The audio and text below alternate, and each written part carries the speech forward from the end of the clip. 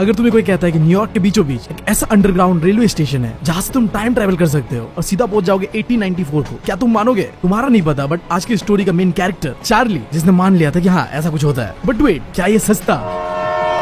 स्वागत है तुम लोगों का क्लास 12 का चैप्टर द थर्ड लेवल पे। एक ऐसी कहानी जो बात करता है टाइम ट्रेवल के बारे में। बट इससे पहले इस स्टोरी के कैरेक्टर्स के बारे में जानते हैं। पहला और मेन कैरेक्टर जिसका नाम है चार्ली। अब चार्ली का उम्र था 31 इयर्स और ये रहता था न्यूयॉर्क सिटी पे। फिर दूसरा कैरेक्टर था चार्ली का वाइफ जिसका नाम था लुइसा, और तीसरा कैरेक्टर था चार्ली का दोस्त जिसका नाम था सैम। बाय प्रोफेशन ये एक साइकेट्रिस्ट था, दिमाग का डॉक्टर यार। अब इसके अलावा ऑथर का नाम मुझे तुम बताओगे। अगर नहीं बता रहे भाई साहब, अपने क्लास से रिजेक्ट होने के लिए तैयार हो जाना, बाबा बंगाली का श्राप लग जाएगा। अगर नहीं चाहते ऐसा तो कमेंट्स पे ऑथर का नाम जल्दी जाके बताओ। हम बढ़ते स्टोरी की ओर।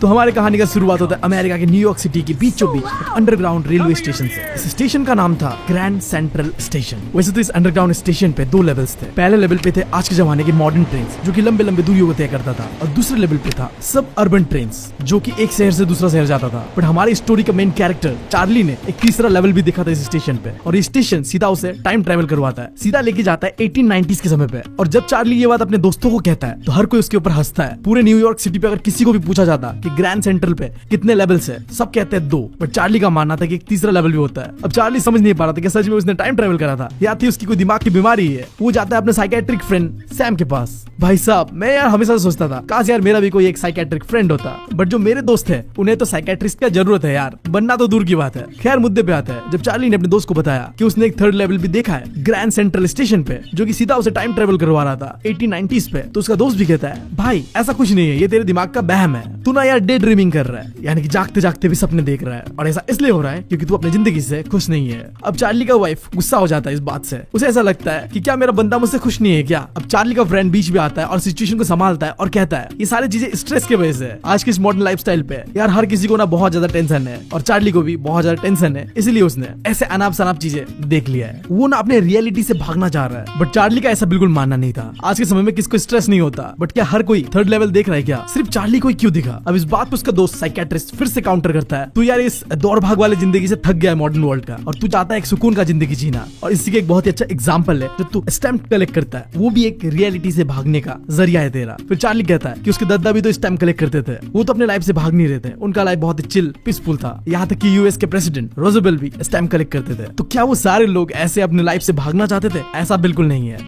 अब स्टोरी में आगे बढ़ने से पहले एक चीज जान लो, चार्ली इस स्टोरी का ऑथर या राइटर नहीं है, चार्ली नरेटर है जो हमें कहानी बता रहा होता है। तो अब चार्ली आगे में बताता है कि उसने कैसे अनजाने में ही थर्ड लेवल को ग्रैंड सेंट्रल स्टेशन पे ढूंढा। गर्मी का मौसम था, लेट नाइट वो ऑफिस पे काम कर रहा होता है, एंड छुट्टी होने के बाद वो बहुत ही हड़बड़ी में था घर जाने के लिए, तो बस नहीं पकड़ के ग्रैंड सेंट्रल स्टेशन का सबवे के लिए दौड़ता है। अब चार्ली को समझ नहीं आ रहा था कि उस दिन उसके साथ ऐसा क्यों हुआ। वो तो एक बहुत ही आम ऑर्डिनरी सा 31 ईयर्स ओल्ड मैन है जो अपने काम से काम रखता है। उस दिन भी वो वॉक करते हुए लोगों के बीच से अपने घर के लिए जा रहा था। उसके आसपास जितने लोग थे उसने भी उनकी तरह कपड़े पहने हुए थे। हमारा भाई एक टोपी पहना हुआ था और एक सूट पहना हुआ था, और जितने भी लोग उसके आसपास से गुजर रहे थे ना, उन्होंने भी एग्जैक्टली इसी तरीके का कुछ कपड़ा पहना हुआ था। उस समय चार्ली किसी चीज से भाग नहीं रहा था, वो तो बस जल्द से जल्द अपने प्यारे बीवी के पास जाना चाहता था। भाई की अपनी बीवी के लिए प्यार देख रहे हो? खैर वो तो होता ही है, अब मेरी नहीं है तो मैं समझ नहीं पा रहा बस। तो चार्ली सीढ़ियों से उतरकर ग्रैंड सेंट्रल स्टेशन का फर्स्ट लेवल पे पहुंचता है। फर्स्ट लेवल पे बड़े बड़े मॉडर्न ट्रेन थे जो कि लंबे डिस्टेंसेस ट्रैवल करने के लिए बना हुआ था। एंड देन वो फिर और सीढ़ियों से नीचे नामता है और पहुंचता है सेकंड लेवल पे। अब सेकंड लेवल पे था सबअर्बन ट्रेन जो कि एक सिटी से दूसरे सिटी जाता था। फिर जब चार्ली थोड़ा और आगे जाता है उसे दिखता है एक आर्च टाइप का अजीब सा डोरवे, और उस बंदे को पता नहीं क्या चुल उठता है, ये सीधा ट्रेन नहीं लेके उस अजीब से दरवाजे के अंदर चला जाता है और वहां जाके वो खो जाता है। बट ग्रैंड सेंट्रल स्टेशन पे ऐसे खो जाना काफी कॉमन था, क्योंकि इस स्टेशन पे कई सारे confusing corridors, passage, secret tunnels था जहाँ लोग आसानी से खो जाते थे। ये सीक्रेट टनल्स और corridors United state of America के अलग अलग सिटीज पे लोगों को पहुंचा दिया करता था। एक बार तो चार्ली एक टनल पे जाता है एंड सीधा निकलता है रोजवेल्ट होटल के लॉन्ज एरिया पे।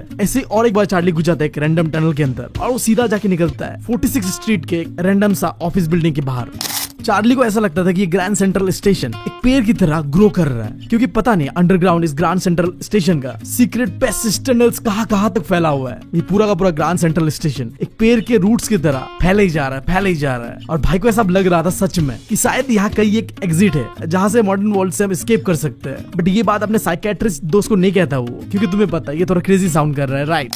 जिस कॉरिडोर से चार्ली चल के जा रहा था वो पहले लेफ्ट की ओर मुड़ता है एंड देन वो नीचे जा रहा होता है। चार्ली को लग रहा था कि वो गलत टनल पे आ चुका है, बट फिर भी वो चलता रहता है। उस पूरे टनल के अंदर पे एक इंसान नहीं था, पूरा सन्नाटे से भरा हुआ था। वो कुछ अगर सुनाई दे रहा था चार्ली को तो अपने ही पैरों का आवाज, बट सडनली उसे सुनाई देता है कुछ लोगों का बात करने वाला आवाज, जिससे वो समझ जाता है कि आगे पक्का एक ओपन स्पेस है जहाँ फाइनली ये टनल जाके खत्म होगा। फिर चार्ली उस टनल पे साफ लेफ्ट टर्न लेता है एंड सीढ़ियों से नीचे उतरने के बाद वो फाइनली पहुंच जाता है 3rd लेवल पर। फर्स्ट टाइम देख के तो चार्ली को यही लग रहा था कि शायद ये 2nd लेवल ही है, बट जब वो ध्यान से देखता है तो वहाँ के रूम्स छोटे छोटे थे और काफी कम टिकट विंडोज और रेलवे गेट्स था, और जो इन्फॉर्मेशन बूथ था ना वो लकड़ी से बना हुआ था और काफी ओल्ड फैशन था। उस इन्फॉर्मेशन बूथ पे एक इंसान था जिसने ग्रीन कलर के आई शेड्स पहने हुए थे और लंबे काले स्लीव्स प्रोटेक्टर पहने हुए थे। अब ये जो फैशन था ना ये 1890s का था। फिर वो देखता है कि उसके आसपास के लाइट्स ना फ्लिकर कर रहा है क्योंकि वो इलेक्ट्रिसिटी से नहीं चल रहा था, गैस लैंप था वो। तुम समझ लो लालटेन यार, जमाने में जब हम इस्तेमाल करते थे। कमेंट्स में बताओ क्या तुमने कभी लालटेन देखा या इस्तेमाल करा है? डेफिनेटली अगर तुम गाँव से हो तो तुमने करा ही होगा या फिर देखा ही होगा। अगर मेरा बात बताओ तो मैंने तो अपने बचपन में लालटेन से पढ़ाई भी करी है। खैर ये सारी चीजें देख के चार्ली को ऐसा लगता है कि चार्ली 1890s पे आ गया है। वो बगल में देखता है कि एक इंसान अपने पॉकेट से गोल्ड पॉकेट वॉच निकालकर उसे चेक कर रहा है। उस इंसान ने डर्बी हेड पहने हुए थे और लंबे ब्लैक 4 बटन वाले सूट पहना हुआ था और उसके बड़े बड़े मूछे थे। इनफैक्ट सिर्फ उसके ही नहीं, उस रेलवे स्टेशन पे जितने लोग थे ना उन सबके बड़े बड़े मूछे थे। चार्ली ने अपनी जिंदगी में कभी इतने सारे मूछों वाले इंसान नहीं देखे थे जितना वो आज देख रहा था। सबने यार अपने अपने स्टाइल के फैंसी मूछे बनाए थे, क्योंकि तुम्हें पता है पहले समय में यार मूछों का बहुत ट्रेंड हुआ करता था जो कि अब वापस आ रहा है। तुम बताओ मुझे, अगर तुम लौंडे हो तुम्हारा बियर्ड आना शुरू हुआ है कि नहीं हुआ है? फ्यूचर में क्या तुम भी कबीर सिंह बनना चाहते हो? कमेंट्स में जरूर बताना। फिर चार्ली देखते एक औरत को जो अभी अभी बस ट्रेन से उतर रही होती है। उस औरत ने लेग ऑफ मटन स्लिप का एक ड्रेस पहना हुआ था जो कि 1890s में बड़ा फेमस था। बट देखो यार नाम से लग रहा है कि ये ड्रेस कम और खाने वाला सामान ज्यादा होगा, मतलब मटन का टांग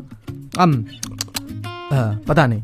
खैर नीचे उसने लंबा स्कर्ट पहना था और ऊंचा वाला जूता पहना था। अब ये चीज देख के चार्ली को ऐसा लग रहा था कि पक्का वो टाइम ट्रेवल करके 1890s पे आया है। एंड अपने बात को कंफर्म करने के लिए वो बगल में एक न्यूज़पेपर बॉय था उसके पास जाता है और नजर मारता है एक न्यूज़पेपर की ओर। उसे दिखता है एक ऐसा न्यूज़पेपर द वर्ल्ड जो कि कई साल पहले ही बंद हो चुका है, और न्यूज़पेपर के फ्रंट पेज पे प्रेसिडेंट क्लीवलैंड के बारे में मेंशन था। और सबसे ज्यादा इंपॉर्टेंट उस न्यूज़पेपर पे डेट मेंशन था जुलाई 11, 1894, जिससे कंफर्म हो चुका था कि हमारा भाई 1890s के समय में पहुंचता है। आई डोंट नो कैसे, बट हाँ वो पहुंच जाता है। वो एंटर करता है गलत टनल पे जो कि उसे लेके आता है 3rd लेवल पे। अब चार्ली के दिमाग में चल रहा था कि जब मैं आ गया हूँ 1894 को तो क्यों ना ट्रेन पकड़कर अमेरिका के किसी भी हिस्से पे चला जाओ। तो वो डिसाइड करता है कि वो और उसकी पत्नी ग्लासबर्ग इलिनॉइस पे जाएगा। अब ये बहुत ही खास जगह था यार, यहाँ सुकून ही सुकून था। अब जैसे अगर तुम किसी भी बाइकर को पूछो कि तुम्हें कहाँ जाना है, तुम्हारे लिए जन्नत क्या है, तो कहेगा भाई साहब लद्दाख जाना है। मुझे भी जाना है क्योंकि मैं भी तो एक बाइकर ही हूँ। तो एग्जैक्टली इसी तरीके से हमारे चार्ली को जाना था ग्लासबर्ग इलिनॉइस पे। उस समय ये एक टाउन हुआ करता था जहाँ का लाइफस्टाइल काफी सुकून भरा था। पूरे टाउन पे बड़े बड़े घर थे, बड़े बड़े गार्डन्स, बड़े बड़े पार्क्स थे, और वहाँ के रास्तों से जाते हुए लगता था कि तुम टनल से जा रहे हो, क्योंकि दोनों साइड पे बड़े बड़े गच्छे लगाए हुए थे जिस वजह से जो रास्ते का ऊपर वाला हिस्सा होता है वो ढक जाता है और एक टनल की जैसा दिखता है। 1894 में जो गर्मी का इवनिंग्स हुआ करता था ना काफी लंबा हुआ करता था। लोग अपने गार्डन्स और लॉन्जेस पे इवनिंग टाइम पे बहुत ही एंजॉय करते थे। जो मैन होते थे वो सुट्टा उट्टा फूकते थे और एक दूसरे से बातें करते थे, और जो औरतें होते थे वो प्लम लीफ से पंखा बनाकर हवा मारते थे। देखो मैं आसाम से हूँ तो हमारे यहाँ कोकोनट ट्री के पत्ते से ना पंखा बनाया जाता है। तुम बताओ क्या तुम्हारे यहाँ भी ऐसा कुछ है? खैर उस जगह का रात भी काफी खूबसूरत हुआ करता था क्योंकि उस समय मिलता था वहाँ फायर फ्लाइज यानी कि जुगनू। आज के समय तो दिखता नहीं है यार, क्या है। गैल्सबर्ग उस समय बहुत ही पीसफुल जगह हुआ करता था, और जो समय पे चार्ली पहुंचा था ना वो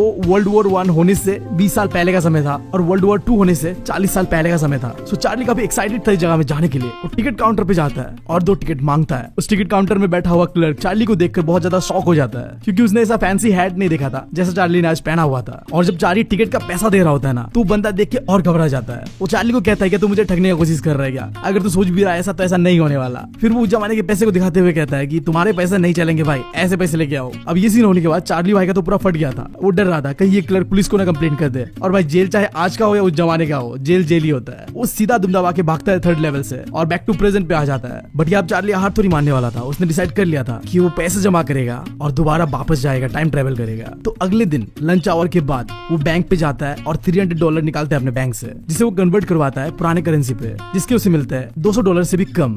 बट इससे चार्ली को फर्क नहीं पड़ रहा था क्योंकि उस समय पे ये पैसे बहुत थे। और जब ये बात चार्ली के साइकेट्रिस्ट दोस्त को पता चलता है तो चार्ली के लिए काफी परेशान रहता है कि ये बंदा कर क्या रहा है।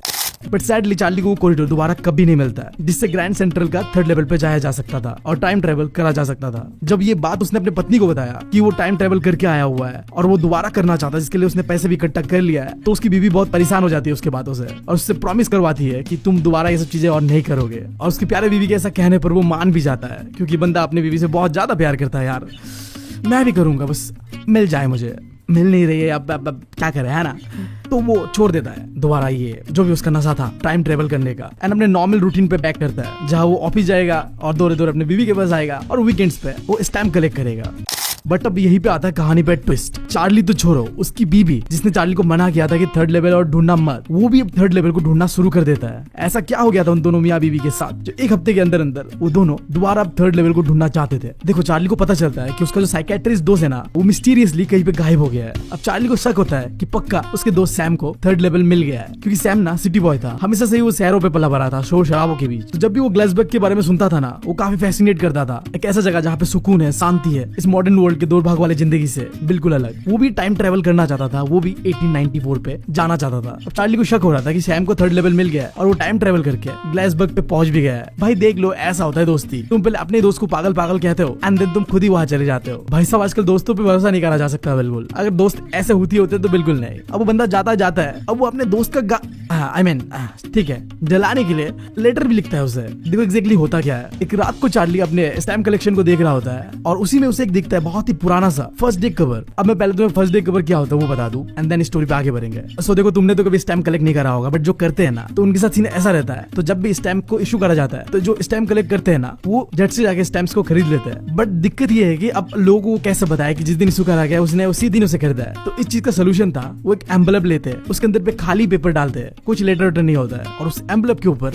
अपने स्टैम्प को चिपका के अपने आप को मेल कर देते हैं। अब इससे वो डेट वाला जो प्रूफ है वो मिल जाता है पोस्ट ऑफिस से, क्योंकि पोस्ट ऑफिस वाले वहाँ पे डेट मेंशन कर देता है कि ये लेटर इस दिन पोस्ट करा गया था। तो ये जो एम्बलप है ना, जिसके ऊपर स्टैम्प लगा होता है और डेट होता है, उसी को कहते हैं फर्स्ट डे कवर। कोई भी इंसान फर्स्ट डे कवर का लेटर जो होता है अंदर उसे खोल के नहीं देखता है, क्योंकि मैंने बताया वो ब्लैंक लेटर होता है। बट जिस रात चार्ली को वो पुराना सा फर्स्ट डे कवर मिला था ना, उस कवर पे जो डेट था ना, वो देख के चार्ली शॉक हो जाता है। जुलाई 1894 किसी ने ये लेटर ग्लासबर्ग से चार्ली के ग्रैंडफादर को इतने साल पहले दिया था। बट अब चार्ली सोच पे पड़ जाता है कि ये लेटर मैंने आज तक तो कभी देखा नहीं, ये आया कैसे। उस लेटर पे 6 सेंट का एक स्टैम्प था, जहाँ पे यूएस प्रेसिडेंट गारफील्ड का फोटो भी लगा हुआ था। अब हमारा भाई चार्ली क्यूरियस होता है कि किसने आज से इतने साल पहले चार्ली के ग्रैंडफादर को ये लेटर पोस्ट किया था, वो भी ग्लासबर्ग से। तो अपने अंदर के सवाल जवाब को मिटाने के लिए वो लेटर को खोल देता है और वहाँ मिलता है उसे एक लेटर सैम के द्वारा दिया हुआ। लेटर के राइट साइड में एड्रेस दिया हुआ था, ग्लासबर्ग इलिनॉइस, जुलाई 1894। चार्ली का नाम भी था। उसका दोस्त इस लेटर पे कह रहा होता है कि जब तुमने बताया कि थर्ड लेवल भी है जिसे टाइम ट्रेवल करा जा सकता है, तो मैं चाहता था, मैं विश कर रहा था कि हाँ ये सच हो जाए, एंड देन मैंने ये चीज मान भी लिया। तुम सही थे चार्ली, थर्ड लेवल होता है और मुझे वो मिल भी है। और अब सैम 2 हफ्ते से ग्लासबर्ग में है, फुल एंजॉय कर रहा है और किसी सड़क पे वो पियानो सुन रहा है, लोगों को गाते हुए सुन रहा है, और वो ये भी बताता है कि उसे इनवाइट करा गया है नींबू पानी पीने के लिए।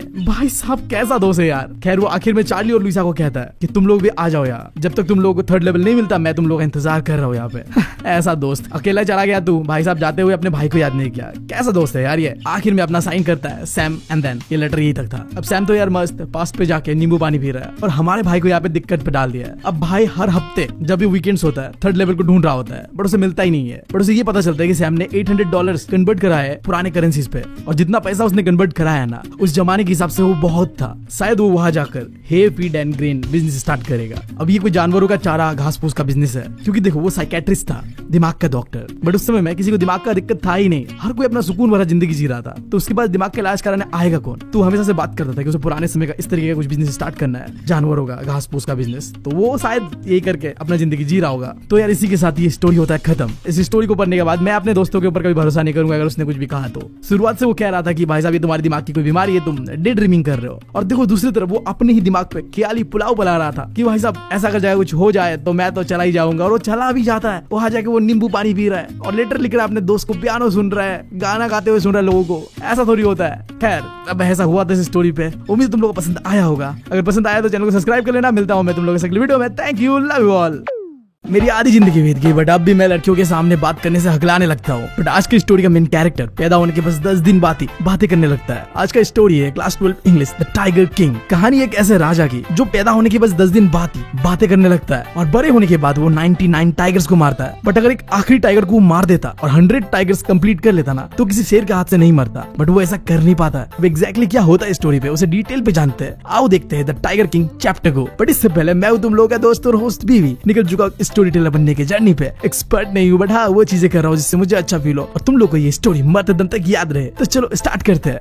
तो आज की स्टोरी का मेन कैरेक्टर है महाराजा ऑफ प्रतापंतपुरम। अब इस बंदे को ये अलग अलग नामों से जाना जाता है, बट हमारे लिए मैटर नहीं करता। सबसे जो इम्पोर्टेंट है कि इसे द टाइगर किंग के नाम से क्यों जाना जाता है ये जानना है, और पूरा चैप्टर ये इसी के बारे में है कि कैसे महाराजा ऑफ प्रतापंतपुरम बना टाइगर किंग। बट इससे पहले मैं एक चीज और बता दूं, इस स्टोरी को लिखा था कल्कि ने। कल्कि कोई ऑथर का रियल नेम नहीं है। अब शायद स्टोरी का ऑथर काफी इंट्रोवर्ट है मेरी तरह, तो उसने अपना असली नाम इस्तेमाल नहीं किया यहाँ पे। असली नाम कुछ और होगा पता नहीं, बट स्टोरी में तो कल्कि है। अब मैं तुम्हें ये चीज इसलिए बता रहा हूँ क्योंकि ये स्टोरी राइटर के पॉइंट ऑफ व्यू से लिखा गया है। ऐसे जैसे वो बात कर रहा है हमसे। जैसे देखो, कहानी का शुरुआत कुछ ऐसे होता है जहाँ हमें ऑथर कल्कि जी कहता है कि आज मैं तुम लोग को टाइगर किंग के बारे में बता के रहूंगा, और ये चीज करने से मुझे कोई नहीं रोक सकता। मैं तुम्हारे सिलेबस पे इस चैप्टर को डाल के रहूंगा, चाहे मेरे ऊपर कोई सुख्ता बॉम्बर से अटैक क्यों ना कर दे। मैं नहीं डरता यार, मैं ये स्टोरी तुम्हें बता के जाऊंगा। बड़ा डीड बंदा है। इस बंदे को समझ नहीं आ रहा कि हम पे सिलेबस का कितना बोझ है, बट खैर मैं हूं ना, आसानी से कंप्लीट कर लेंगे चैप्टर को। अब ऑथर कहता है कि जब भी कोई टाइगर किंग के बारे में पढ़ता है ना, तो उससे मिलना जरूर चाहता है, क्योंकि टाइगर किंग बहुत ही बहादुर था, बहुत ही पावरफुल था। बट हम लोग टाइगर किंग सब नहीं मिल सकते, क्योंकि टाइगर किंग बहुत समय पहले ही स्वर्ग सुधार चुका है। मुझे बताओ यार, ये लाइन का कोई सेंस बनता है? क्या हम बहुदू दिख रहे ऑथर को? हमें पता है यार, तुमने यार 10-20 साल पहले ये स्टोरी लिखा होगा, और हम 10 साल 20 साल बाद ये पढ़ रहे हैं। हम क्यों उम्मीद करेंगे किसी टाइगर किंग से मिलने का?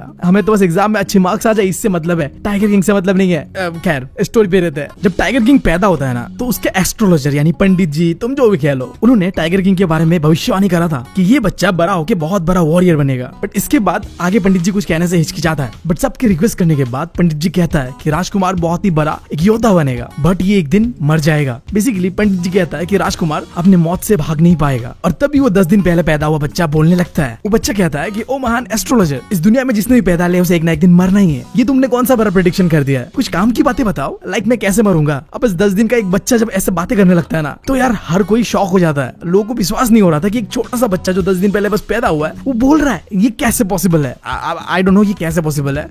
ऐसा तो कहानियों में ही हो सकता है। देन उन एस्ट्रोलॉजर के बीच में जो चीफ एस्ट्रोलॉजर होता है, बड़े पंडित जी, वो उस बच्चे को देख के थोड़ा घूरता है कि एक छोटा सा बच्चा कैसे बोल सकता है। देन वो एक्सप्लेन करता है कि राजकुमार के जन्म के टाइम एस्ट्रोलॉजी पे एक स्टार बनता है, बुल स्टार, जो कुछ ऐसा दिखता है। अब इस टाइम पे हमारे राजा जी का जन्म होता है, और एस्ट्रोलॉजी के हिसाब से बुल ना नेचुरल एनिमी होता है टाइगर का। तो पंडित जी के एस्ट्रोलॉजी के हिसाब से प्रिंस एक ना एक दिन टाइगर के हाथ से मरेगा। अब ये सुन के कोई भी छोटा बच्चा अगर समझ पा रहा होगा, 10 दिन का बच्चा, वो डरेगा। बट स्टोरी में ऐसा नहीं होता है। वो बच्चा टाइगर की तरह दहाड़ता है और कहता है लेट टाइगर बी अवेयर। बहुत ही सिंपली बोलो तो टाइगर किंग टाइगर का फाड़ने वाला है। बट ये जो इवेंट था जहाँ बच्चा बोलने लगता है, जबकि वो 10 साल का था, इसे गांव के लोगों ने यानी कि प्रतिबंधपुरम के लोगों ने रूमर माना था। ऐसा सच नहीं हो सकता। तो वही पे ऑथर कहता है कि ये ना सच भी हो सकता है और ये झूठ भी हो सकता है, और ये चीज हमें तभी पता होगा जब हम कहानी को पूरा पढ़ लेंगे। फिर ऑथर टाइगर किंग के लाइफ को कंटिन्यू करता है कि जब टाइगर किंग थोड़ा बड़ा होता है, वो इंग्लिश काऊ का दूध पीता है। उसका देखभाल करने के लिए भी एक अंग्रेजन रखा हुआ था, नैनी। फिर जो पढ़ाने के लिए भी एक अंग्रेजी टीचर रखा हुआ था, एंड वो देखता भी था अंग्रेजी मूवी। इन शॉर्ट उस समय ना क्या था कि कॉलोनियल एरा था, जब का ये कहानी है, जिस समय ब्रिटिश राज हुआ करता था। तो उस समय में ना राजा महाराजा अपने बेटों को ना अंग्रेजों जैसा बनाना चाहते थे, तो उनका लाइफस्टाइल अपने बच्चों को फॉलो कराते थे। और ये सिर्फ हमारे टाइगर किंग के साथ नहीं था, इंडिया के जितने भी राजकुमार थे ना, उन्हें ऐसे ही पाला गया था ताकि वो थोड़ा कूल दिखे। अमीरों का चोचला यार, हमारा तो गवर्नमेंट स्कूल जिंदाबाद। खैर, तो राजा जी ऐसे ही अंग्रेजों के इन्फ्लुएंस में बड़े होते हैं, एंड देन जब वो 20 साल के हो जाते हैं तो उन्हें बना दिया जाता है प्रतापंतपुरम का राजा। वो राजा तो बन जाते हैं, बट उनके किंगडम में अभी भी लोग वो एस्ट्रोलॉजर के प्रेडिक्शन के बारे में बातें करने लगते हैं कि हमारे राजा को तो एक दिन किसी टाइगर के हाथ से ही मरना है। अब ऐसे तुम्हारे बारे में जब कुछ चर्चे करते हैं ना, तो अच्छा नहीं लगता यार। तो हमारे राजा जी को अच्छा नहीं लग रहा था। तो अब राजा जी डिसाइड करते हैं कि अब वो टाइगर का हंट करेंगे। उनकी किंगडम में ना बहुत सारे टाइगर्स थे, और उन्हें पता था कि उन्हें टाइगर से खतरा है, तो क्यों ना इन टाइगर्स को मार दिया जाए एक करके। और इसी के साथ वो टाइगर हंटिंग शुरू कर देते हैं, और बहुत ही जल्द वो अपना पहला टाइगर भी मार लेते हैं, और वो बहुत ज्यादा एक्साइटेड भी हो जाते हैं।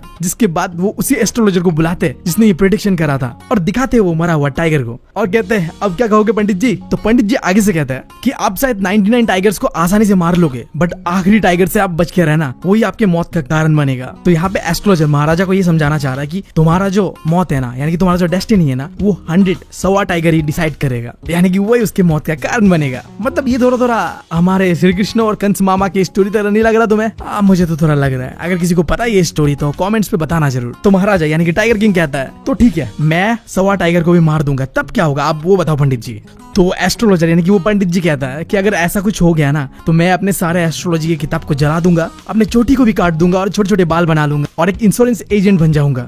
अब इसके बाद महाराजा जी क्या करते, पूरे किंगडम में टाइगर हंटिंग को कर देते बैन, कि अब से टाइगर को सिर्फ एक इंसान मारेगा, वो हूं मैं। और लिटरली एक कानून बनता है कि अगर किसी ने टाइगर को बस पत्थर भी मारा ना सेल्फ डिफेंस में, तो उसका पूरा जमीन जायदाद सब छीन लिया जाएगा। और महाराजा इसके बाद कसम खाता है कि अब से मैं सबसे पहले 99 टाइगर्स जो बचे बचे हुए उन्हें मारूंगा, इसके बाद ही कोई भी काम करूंगा देश का। मतलब अब तो किंगडम भगवान के सहारे भाई साहब, जब तक वो 99 टाइगर्स नहीं मर रहे। कहानी आगे बढ़ता है, वो कई सारे टाइगर्स को मारते हैं। कई बार तो ऐसा होता है कि गोली मिस हो जाता है और टाइगर महाराजा के ऊपर अटैक भी कर देता है, बट महाराजा इतना स्ट्रांग था, इतना बहादुर था कि अपने हाथों से टाइगर को मार देता है। बताओ भाई साहब, टाइगर किंग ऐसे नाम थोड़ी है। बट देन एक दिन किंगडम पे आता है बहुत बड़ा प्रॉब्लम। एक दिन क्या होता है, एक हायर रैंकिंग ब्रिटिश ऑफिसर आता है प्रतिविंदपुरम में। उसे टाइगर हंटिंग करने का शौक था। वो ना टाइगर के साथ फोटो खिंचाना चाहता था बंदूक लिए ऐसे बहादुरी से, जैसे वो बहुत बड़ा कोई हंटर है जिसने टाइगर मार दिया है। बट इस बात से महाराजा जी खुश नहीं था। वो सीधा मना कर देता है इस बात को कि मैं किसी को भी टाइगर मारने नहीं दूंगा, मेरे किंगडम में मेरे अलावा कोई टाइगर नहीं मार सकता। वो अंग्रेज ऑफिसर को कहता है कि आप कुछ भी मार लो टाइगर के अलावा, भालू मार लो, चूहा मार लो, मच्छर मार लो, मुझे फर्क नहीं पड़ता, बट टाइगर को नहीं मारने दूंगा। तभी उस ऑफिसर का सेक्रेटरी आके कॉम्प्रोमाइज के लिए कहता है कि हमारे साहब को ना टाइगर मारना नहीं है, बस फोटो खिंचाना है, आप मार लेना और साहब जी को बस फोटो खिंचाने देना। बट दिक्कत ये था कि अगर महाराजा ने ऐसा कर दिया ना तो ये एक ट्रेंड बन जाएगा। हर बार कोई नया अंग्रेज ऑफिसर आएगा और इस चीज का डिमांड करने लगेगा कि मुझे भी मारना टाइगर। तो महाराजा जी ने उस अंग्रेज ऑफिसर का पूरा डिमांड रिजेक्ट कर दिया था कि अगर मैं ऐसा करने दे दूं तो मेरा जो कसम है वो टूट जाएगा और मैं ऐसा होने नहीं दूंगा। अब ये करके ना महाराजा ने अपने पैर पे कुल्हाड़ी मारने जैसा काम किया था, क्योंकि पता तुम्हें उस समय अंग्रेजों से पंगा लेना कितना खतरनाक था। वो तुम्हारा किंगडम तक छीन सकते थे। तो महाराजा अपने दीवान यानी मिनिस्टर के साथ बातें करता है कि इस प्रॉब्लम का सोल्यूशन क्या है। तो महाराजा का मिनिस्टर दीवान सजेस्ट करता है कि ऑफिसर की पत्नी को घूस दिया जाए, क्यों ना, औरतें जो है ना उसे गिफ्ट दे देते हैं तो वो इम्प्रेस हो ही जाते हैं। तो वो कैलकाटा के बहुत ही फेमस ब्रिटिश ज्वेलरी पे टेलीफोन करते हैं लिटरली एंड डिमांड करते हैं डायमंड रिंग्स का। वो ज्वेलर्स को कहते हैं कि 50 डायमंड रिंग्स लेके आओ, और महाराजा वो 50 डायमंड रिंग्स उस ऑफिसर के पत्नी के पास भेजता है, इस उम्मीद से कि इस 50 डायमंड रिंग्स में से कोई एक तो पसंद आ ही जाएगा उस ऑफिसर के पत्नी को, और जिसके बदले में ये जो डिमांड है हंटिंग का ये वो नहीं करेगा। अब देखो यहाँ पे होता क्या है, वो ऑफिसर की पत्नी होती है बहुत ही खतरनाक। वो पूरे के पूरे 50 डायमंड रिंग्स को रख लेती है और बदले में एक थैंक यू लेटर देती है, और यही पे ये प्रॉब्लम तो खत्म हो जाता है। बट चूना जरूर लग जाता है महाराजा को। पूरे 3 लाख का बिल बन के आता है। बट महाराजा तो महाराजा है भाई, 3 लाख तो क्या ही है महाराजा के लिए। उन्होंने बस पैसा खोया, अपना किंगडम नहीं, तो उनके लिए वो बहुत था। तो मॉरल ऑफ द स्टोरी इसका ये बनता है कि यार लड़कियों के सामने ना पैसे को लेके फ्लेक्स कभी मत करना। यार लड़कियां गोल्ड डिगर नहीं होते, हम ही होते हैं कसम से। तुमने कभी देखा है कोई लड़की को फ्लेक्स करते हुए पैसे को लेके? नहीं करते यार, वो बहुत स्मार्ट होते हैं। तो अगर तुम भी नहीं चाहते कि महाराजा जैसे तुम्हारा भी कभी कट जाए तो यार फ्लेक्स करना बंद कर दो। खैर हम आगे बढ़ते कहानी पे।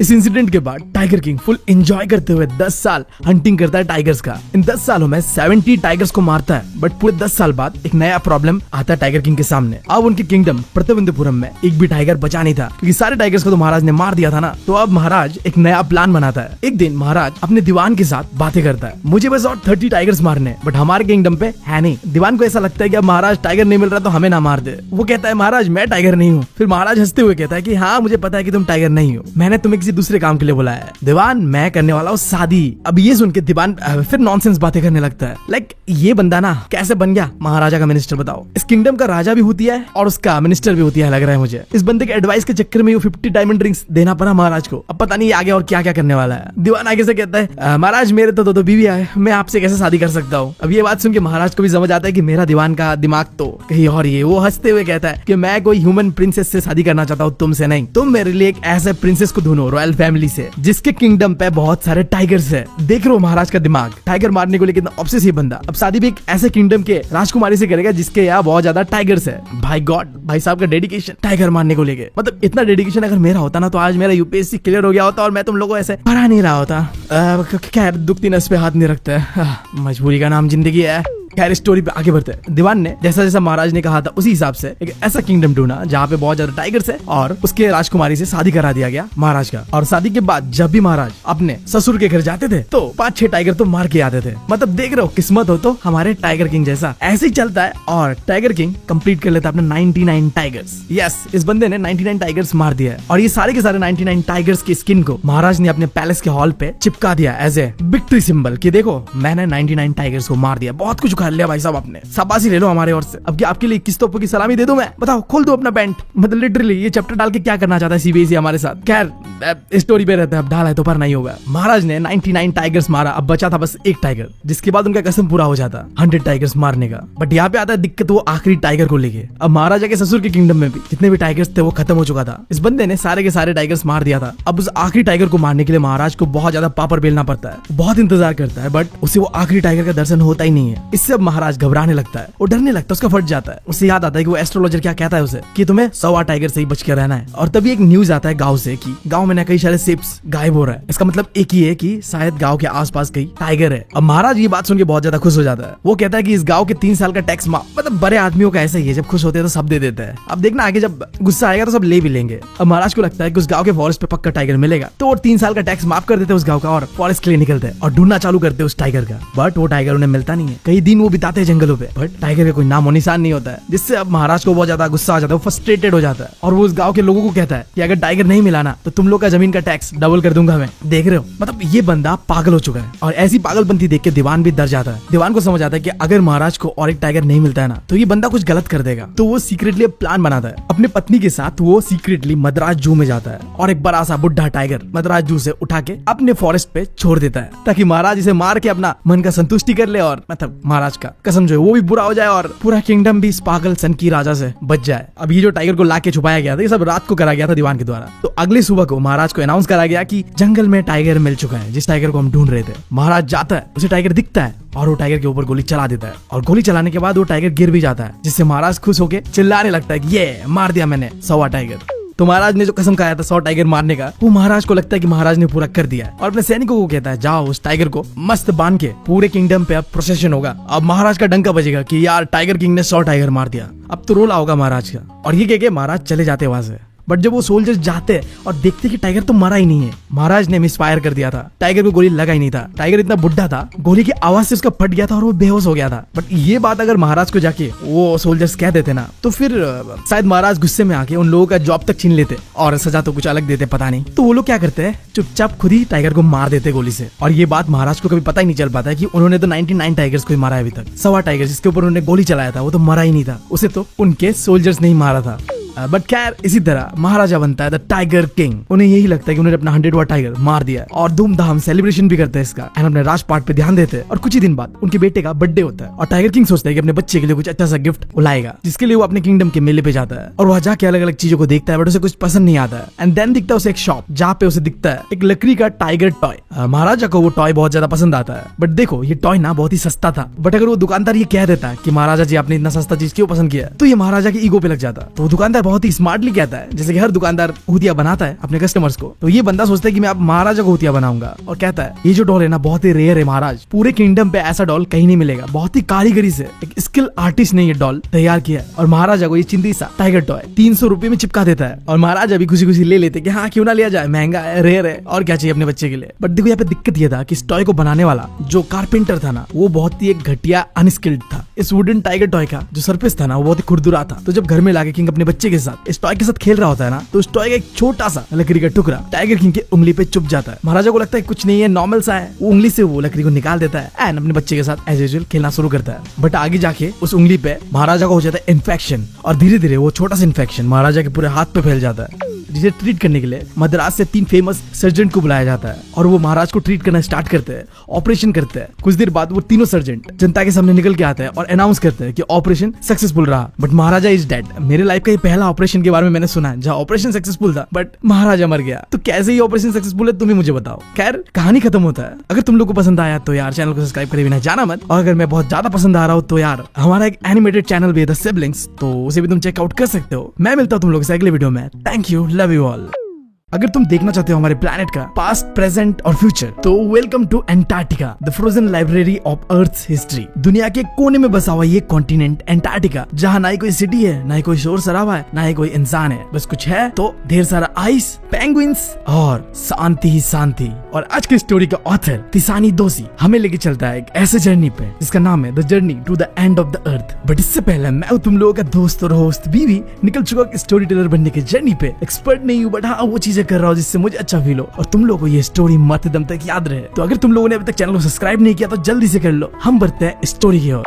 तो हमारी ऑथर तिसानी दोषी जाती है अंटार्कटिका, और उस समय उनके पास ब्लॉगिंग वाला ऑप्शन था नहीं, तो जो भी उनके साथ एक्सपीरियंस होता है ना, उन्होंने घर आने के बाद उसके ऊपर एक स्टोरी लिखा, और वही स्टोरी आज हम पढ़ रहे हैं। जहाँ स्टोरी का शुरुआत होते होते तिसानी दोषी हमें बताती है कि वो एक रशियन रिसर्च शिप पे बैठ के, जिसका नाम था एकेडमिक सुकात्स्की, जा रही थी दुनिया का सबसे कोल्डेस्ट, ड्राइस्ट और विंडीएस्ट कॉन्टिनेंट पे, अंटार्कटिका। उन्होंने अपने जर्नी शुरू की अपने होम टाउन मद्रास से, और पूरा 100 घंटा लगता है उन्हें अंटार्कटिका पहुंचने में। और इस बीच उन्होंने 9 time zones, 6 check post, 3 water bodies और पता नहीं कितने सारे इकोसिस्टम्स को क्रॉस करके अंटार्कटिका पहुंचती है। अब यहाँ पे 100 घंटे शायद तुम्हें बहुत ज्यादा लग रहा होगा, बट ज्यादा नहीं है ये, बस 4 दिन का बात है ये। टोटल हमारे ऑथर को 4 दिन लगता है, और इस जर्नी में उन्होंने कार, एरोप्लेन, शिप तीनों का इस्तेमाल किया, और फाइनली जाके अंटार्कटिका की जमीन पे पैर रखती है। और अंटार्कटिका को देख के वो हक्का बक्का रह जाती है। जहां तक उनका नजर जा रहा था वहां तक उन्हें बस आइस ही आइस दिख रहा था। वो सोचती है कि इतना बड़ा कॉन्टिनेंट होते हुए भी ये दुनिया से बिल्कुल आइसोलेटेड है। देन वो बताती है हमें एक interesting fact about Antarctica,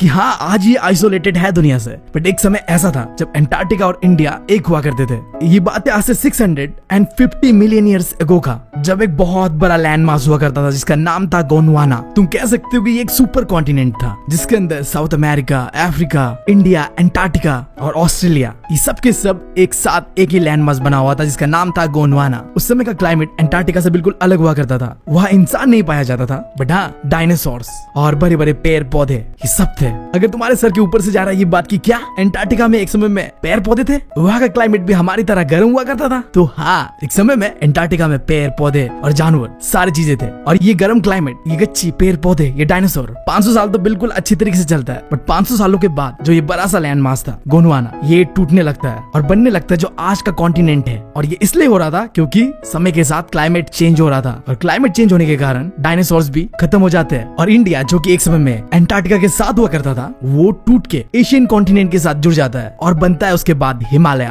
2 tectonic plates टकराते हैं, इंडिया वाला और एशिया वाला, और ये टकराना इतना भयानक होता है कि वो जन्म देता है दुनिया का सबसे बड़े माउंटेन्स को, हिमालयन माउंटेन्स। और इंडिया की तरह ही साउथ अमेरिका भी एक समय में हुआ करता था अंटार्कटिका के साथ ही, बट क्लाइमेट चेंज होने के कारण ये जाके जुड़ जाता है नॉर्थ अमेरिका के साथ। और जब ये 2 कॉन्टिनेंट नॉर्थ अमेरिका और साउथ अमेरिका जुड़ते हैं ना, तो इससे बनता है ड्रेक पैसेज। इस जगह को दुनिया का खतरनाक जगहों में से एक माना जाता है। हमेशा इस जगह पे तूफानी हवाएं बहते हैं, और 800 से भी ज्यादा शिप्स ड्रेक पैसेज के अंदर डूब चुका है। ये जगह इतना खतरनाक है कि इसके ऊपर कई सारे डॉक्यूमेंट्रीज तुम्हें यूट्यूब पे देखने मिलेगा, तुम चाहो तो देख सकते हो। अब ये इतना खतरनाक इसलिए है क्योंकि यहाँ पे बहता है कोल्ड करंट। ड्रेक पैसेज पे बहता है दुनिया का कोल्ड सरकमपोलर करंट, और ये करंट अंटार्कटिका को हमेशा ही ठंडा रखता है, जमा हुआ रखता है। और बस यही नहीं, ये करंट अंटार्कटिका को पूरे दुनिया से अलग रखता है, आइसोलेटेड रखता है। तुम देख सकते हो पूरे अंटार्कटिका को घेरा हुआ इस सरकमपोलर करंट ने। फिर हमारी ऑथर हमें कहती है कि हमें ना कभी नहीं भूलना चाहिए कि हम कहाँ से आए और हम कहाँ जा रहे हैं। सिंपली ऑथर हमें बताना चाह रही है कि हमारा पास्ट क्या था और हमारा फ्यूचर क्या हो सकता है। इन दोनों सवालों का जवाब मिलेगा तुम्हें अंटार्कटिका आने के बाद। मैंने तुम्हें वीडियो के स्टार्ट पे बताया था कि अंटार्कटिका ना वर्ल्ड का फ्रोजन लाइब्रेरी है। ह्यूमन हिस्ट्री में क्या क्या हुआ है अभी तक, उन सारी चीजों का रिकॉर्ड है अंटार्कटिका के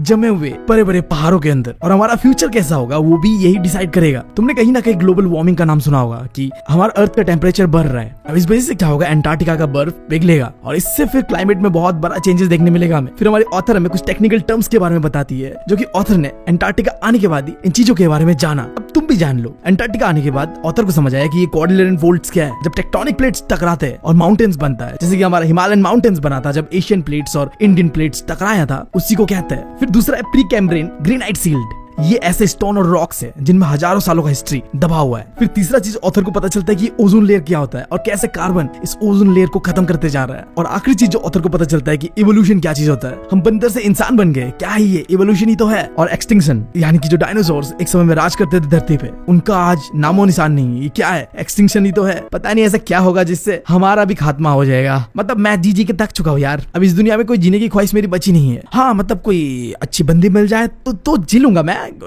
कोई दिक्कत नहीं है। बस थोड़ी हॉट होनी चाहिए, सुंदर होनी चाहिए, क्यूट होनी चाहिए और जिंदा होनी चाहिए। यस इतना तो बेसिक है ना यार। मतलब जीने का क्या फायदा है सिंगल रह के? नहीं जीना यार, या तो बंदी दिला दो या फिर खत्म कर दो दुनिया को। नहीं रहना हमें इस दुनिया में।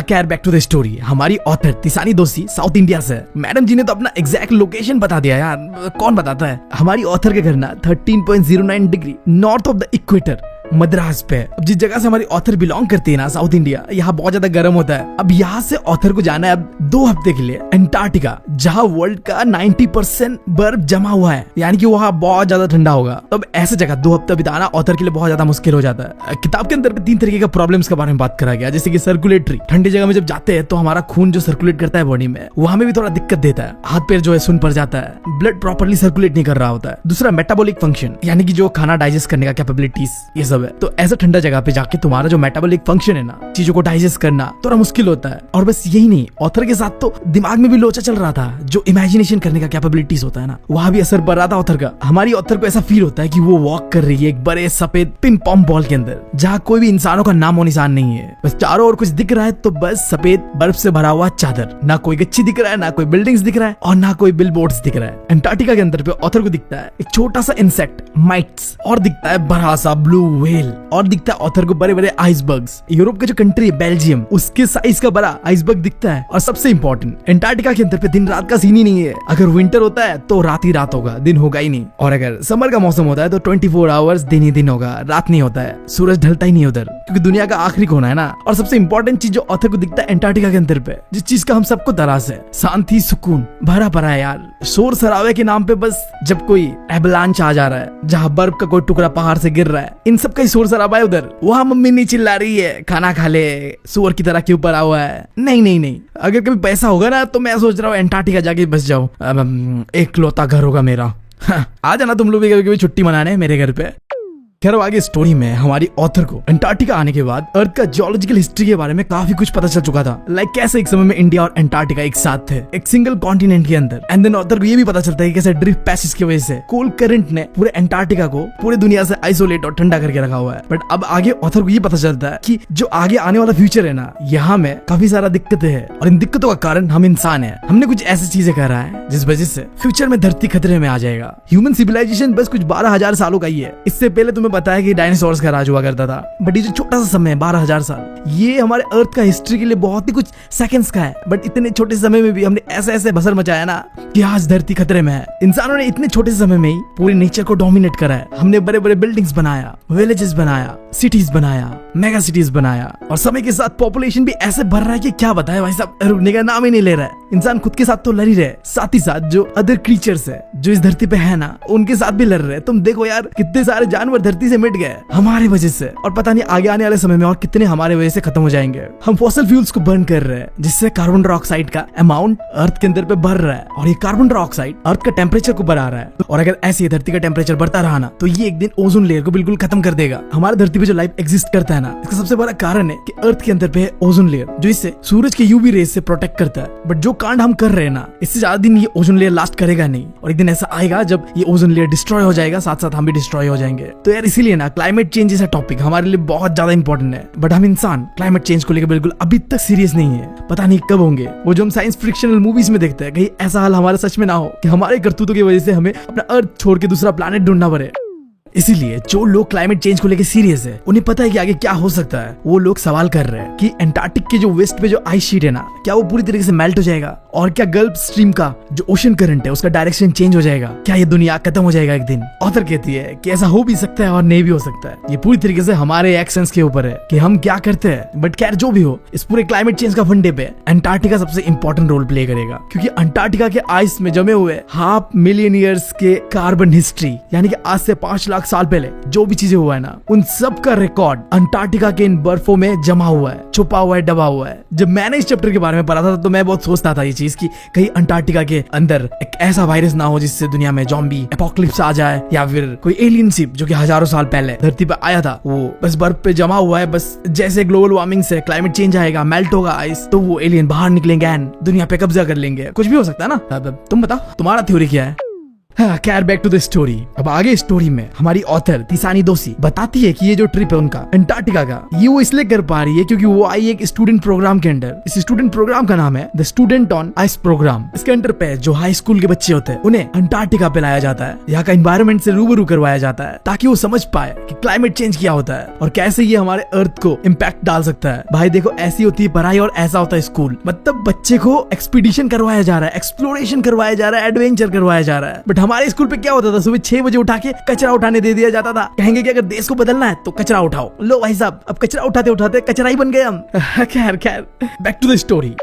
ये जो स्टूडेंट ऑन आइस प्रोग्राम था, जिसके अंदर पे स्टूडेंट्स को अंटार्कटिका में लाया जाता था, ये पिछले 6 सालों से चल रहा था और इस प्रोग्राम को लीड और हेड करा जा रहा था कैनेडियन बंदे के द्वारा, जिसका नाम था जियोफ ग्रीन। भाई साहब के नाम पे ग्रीन है तो एनवायरमेंट के लिए तो काम करेंगे ही। पहले ये बंदा क्या करता था, सेलिब्रिटीज को बुलाते थे अंटार्कटिका के अंदर पे। तुम्हें पता है सेलिब्रिटीज अय्यास होते हैं, वो आते हैं, अय्यासी करते हैं एंड चले जाते हैं। उन्हें धीरे धीरे समझ आया कि इन सेलिब्रिटीज को बुला बुला के बस अय्यासी करा रहा हूँ मैं, नेचर को कोई फायदा नहीं हो रहा इनसे। और तब से उन्होंने बस स्टूडेंट्स के लिए ये प्रोग्राम ओपन करा, क्योंकि स्टूडेंट्स ही वो है जो आने वाले भविष्य को प्रोटेक्ट करेंगे। कल आगे जाके मैं तुम कुछ ना कुछ बनेंगे। हम में से कोई प्राइम मिनिस्टर भी बन सकता है। बताओ तुम में से कौन बनना चाहते हो? मैं बहुत अच्छी तरीके से कपड़े धोता हूँ, इसको बिल्कुल नहीं आता। और हमारे अंदर अगर वो सोच होगा ना, एनवायरमेंट का और प्यार होगा ना, तभी हम एनवायरमेंट को बचाने के बारे में सोचेंगे। फिर हमारी ऑथर में बताती है कि ये प्रोग्राम इतना ज्यादा इंपॉर्टेंट क्यों है। जब स्टूडेंट्स अपने आंखों से देखते हैं कि अंटार्कटिका के अंदर पे कैसे ग्लेशियर्स पिघल रहा है, तब उन्हें समझ आता है कि ये ग्लोबल वार्मिंग और क्लाइमेट चेंज रियल चीज है। क्योंकि घर में बैठ के किताबों में पढ़ के हम उस खतरे के बारे में फील नहीं कर सकते जो हम आंखों से देखते हैं कि हाँ, अगर ऐसा ही चलता रहा तो पक्का दुनिया एक दिन खत्म हो जाएगा। जब तुम अपने आंखों से क्लाइमेट चेंज, ग्लोबल वार्मिंग जैसी चीजों को देखोगे, जैसे हमारी ऑथर तुसानी दोषी ने देखा था, तब तुम्हें अपने अर्थ के लिए रेस्पेक्ट फील होगा। तुम उसे बचाने के बारे में सोचोगे और जो प्रॉब्लम है उसे तुम प्रॉब्लम की तरह देखोगे, ना कि कोई एक रैंडम सा किताब पे पढ़ने वाला टॉपिक की तरह दिखोगे। फिर हमें ऑथर बताती है कि अंटार्कटिका के अंदर पे लाइफ कैसा है, यानी कि वहाँ का इकोसिस्टम कैसा है। तो बहुत ही सिंपल इकोसिस्टम है वहाँ का, और जानवर भी ऐसे है कि गिनती के 2-4 है, पेड़ पौधे तो है नहीं। तो ऐसे सिंपल इकोसिस्टम में अगर छोटा सा भी चेंज आता है ना, तो वो पूरा इकोसिस्टम को बर्बाद कर सकता है। क्योंकि इस इकोसिस्टम में जो भी चीज एग्जिस्ट करते हैं ना, वो एक दूसरे के ऊपर बहुत ज्यादा डिपेंडेंट है। तो अगर छोटा सा भी चेंज आता है तो उससे पूरा इकोसिस्टम बर्बाद हो सकता है। लाइक एग्जाम्पल के लिए अंटार्कटिका के समुद्रों में पाया जाता है एक सिंगल सेल्ड फाइटोप्लैंक्टन। अब ये इतना छोटा होता है कि इसे बस माइक्रोस्कोप से देखा जा सकता है, तुम अपने आंखों से नहीं देख सकते। बट ये इतना छोटा होने के बावजूद भी अंटार्कटिका के समुद्र का जो इकोसिस्टम है, उसका ये बेस है। अंटार्कटिका के अंदर पे जितने भी एनिमल्स है, बर्ड्स है, फिशेस है, सब के सब इस फाइटोप्लैंक्टन के ऊपर डिपेंडेंट है। देखो एग्जैक्टली ये ना एक छोटा सा टाइनी प्लांट है जो कि ओशन में पाया जाता है, और ये अपना खाना बनाने के लिए जैसे प्लांट्स करते हैं फोटोसिंथेसिस, वो भी करता है। सूरज की रोशनी लेता है एंड देन खाना पकाता है, और इसके साथ साथ ये प्लांट एब्जॉर्ब करता है कार्बन को। हाँ, वही कार्बन जिससे ग्लोबल वार्मिंग होता है, क्लाइमेट चेंज होता है, ओजोन लेयर का बर्बादी होता है, उसी कार्बन को ये खत्म कर देता है, एब्जॉर्ब कर देता है। और इसके साथ साथ मैंने बताया तुम्हें कि जो पूरा इकोसिस्टम में जो खाना है ना, फूड चेन, उसका एक बहुत ही इंपॉर्टेंट हिस्सा ही है फाइटोप्लैंक्टन। तो अगर इसे कुछ होता है तो पूरा इकोसिस्टम बर्बाद हो सकता है। जैसे कि देखो, जो ओजोन लेयर है वो कमजोर हो रहा है, और अगर ऐसे ही वो कमजोर होता रहा ना, तो इसका सबसे बड़ा इंपैक्ट इस फाइटोप्लैंक्टन के ऊपर पड़ेगा। जो सन का यूवी रेज है, जिससे अभी तो ओजोन लेयर प्रोटेक्ट कर रहा है, बट उसके वीक होने के बाद वो यूवी रेज सीधा इस फाइटोप्लैंक्टन के ऊपर पड़ेगा, जिससे ये बर्बाद हो जाएगा। और इसके बर्बादी के साथ साथ पूरा जो इकोसिस्टम में जो प्लांट्स, बर्ड्स, फिशेस है, वो सब बर्बाद हो जाएंगे। तुमने देखा कैसे एक छोटा सा चेंज पूरा इकोसिस्टम को बर्बाद कर सकता है। अब आखिर में हमारी ऑथर हमें बताती है कि अंटार्कटिका का उसका जो एक्सपीरियंस है ना पूरा जर्नी का, वो काफी एडवेंचरस था, काफी नए नए चीजों के बारे में उन्होंने जाना। बट इन सब में जो उनका सबसे पसंदीदा पार्ट था वो तब होता है जब उनका शिप फंस जाता है आर्कटिक सर्कल के 65.55 डिग्री साउथ पे। उनका शिप शुकाल्स्की फंस जाता है पेनिनसुला और टेडपोल आइलैंड के बीच। शिप का जो आगे वाला हिस्सा था वो 2 बड़े बड़े बर्फ के टुकड़ों के बीच फंस जाता है। अब शिप और आगे नहीं बढ़ रहा था, तो शिप का कैप्टन डिसाइड करता है कि वो अब आगे नहीं बढ़ेंगे, वो वापस नॉर्थ की ओर जाएंगे। बट इससे पहले कैप्टन शिप में बैठे हुए 52 मेंबर्स को कहते हैं कि आप लोग शिप से उतरकर थोड़ा वॉकिंग शॉकिंग कर लीजिए इस ओशन में। अब तुम सोच रहे होगे कि ओशन में वॉक कैसे करते हैं, तो वो जमा हुआ ओशन है यार, अंटार्कटिका है, भूल गए। उस शिप से 52 मेंबर्स एक गैंग प्लैंक की मदद से शिप से उतरते हैं और चलने लगते हैं उस अंटार्कटिका के जमा हुआ ओशन में। सारे लोग फुल गियर्ड अप थे। अंटार्कटिका ठंडा जगह था, तो उसके लिए जैसा टाइप का कपड़ा पहनना होता है वो पहने हुए थे, गॉगल्स यूवी रे से प्रोटेक्ट करने के लिए पहने हुए थे, एंड वॉक कर रहे थे उस जमे हुए ओशन में। हमारी ऑथर देखती है कि चारों ओर बस बर्फ ही बर्फ है जहां तक उनका नजर जा रहा था, और जिस ओशन में वो वॉक कर रहे थे अपने पैर से, वो ओशन 1 मीटर जमा हुआ था, और उसके नीचे 180 मीटर गहरा साल्ट वाटर था, जिसके अंदर पानी, फिश और पता नहीं क्या क्या चीज है। सही में मुझे भी ना ये कॉन्सेप्ट समझ में नहीं आता है। मतलब जो ऐसे ठंडी जगह होते हैं ना, जहाँ ऊपर वाला जो लेयर होता है वो जमा हुआ होता है, एंड नीचे में फिर भी पानी होता है और मछलियां तैर रही होती है, बट वो ऊपर आते ही जम जाती है। ऐसा क्यों होता है? क्या बर्फ के नीचे का जो टेम्परेचर होता है वो उतना ठंडा नहीं होता जितना ऊपर में है? इस वजह से जो ऊपर वाला पानी वो बर्फ से जम गया है और नीचे वाला जमा नहीं है। I don't know. खैर, ऑथर को दिखता है कार्बेटर सेल्स जो मस्त लेटे लेटे धूप सेक रहे थे, एग्जैक्टली वैसे जैसे हमारे यहाँ गर्मी के सीजन में डॉग्स एक बनियान ट्री के नीचे लेटे लेते धूप सेक रहे होते हैं। देन आखिर में हमारी ऑथर बताती है कि हाँ हो गया उनका ट्रिप कंप्लीट, ये अब जाना है घर, जिनके लिए वो अगेन पार करती है 9 टाइम जोन्स को, 6 चेक पॉइंट्स, 3 वाटर बॉडीज और कई सारे इकोसिस्टम्स। और घर आने के बाद जैसे हम सोचते हैं कि कितना ऑसम गया ट्रिप, ऑथर भी सोच रही होती है कि हमारा प्लान कितना खूबसूरत है, कितना अच्छी तरीके से चीजों को बैलेंस करा है हमने। फिर ऑथर ये भी सोचती है कि कैसा होगा अगर अंटार्कटिका दोबारा ऐसा ही गर्मीला प्लेस बन जाए जैसा गोंडवाना के टाइम हुआ करता था, जहाँ पेड़ पौधे जानवर सब थे। उस समय में अंटार्कटिका का टेम्परेचर आज की तरह ठंडा नहीं था, बहुत गर्म था। क्या अगर कभी ऐसा हो तो क्या उस चीज को देखने के लिए हम जिंदा रहेंगे, अपने आंखों से देख पाएंगे, या हम भी डायनासोर, मैमथ्स, राइनोस की तरह इस दुनिया से खत्म हो जाएंगे? इस सवाल का जवाब तो कोई नहीं दे सकता। देन फाइनली ऑथर अपने कहानी को खत्म करती है क्या कि उन्होंने जो वो 2 हफ्ते बिताए ना उन टीनेजर्स के साथ उस प्रोग्राम के अंदर पे अंटार्कटिका में, वहाँ उन्हें उन टीनेजर्स के आंखों पे वो उम्मीद दिखा कि अगर हम चाहे ना तो हम अपने दुनिया को बचा सकते हैं। तो हाँ, आने वाले मिलियन ऑफ ईयर्स पे दुनिया बदलेगा, चीजें आज जैसा है वो बिल्कुल ऐसा नहीं रहेगा। आने वाला समय कैसा होगा पता नहीं, बट आज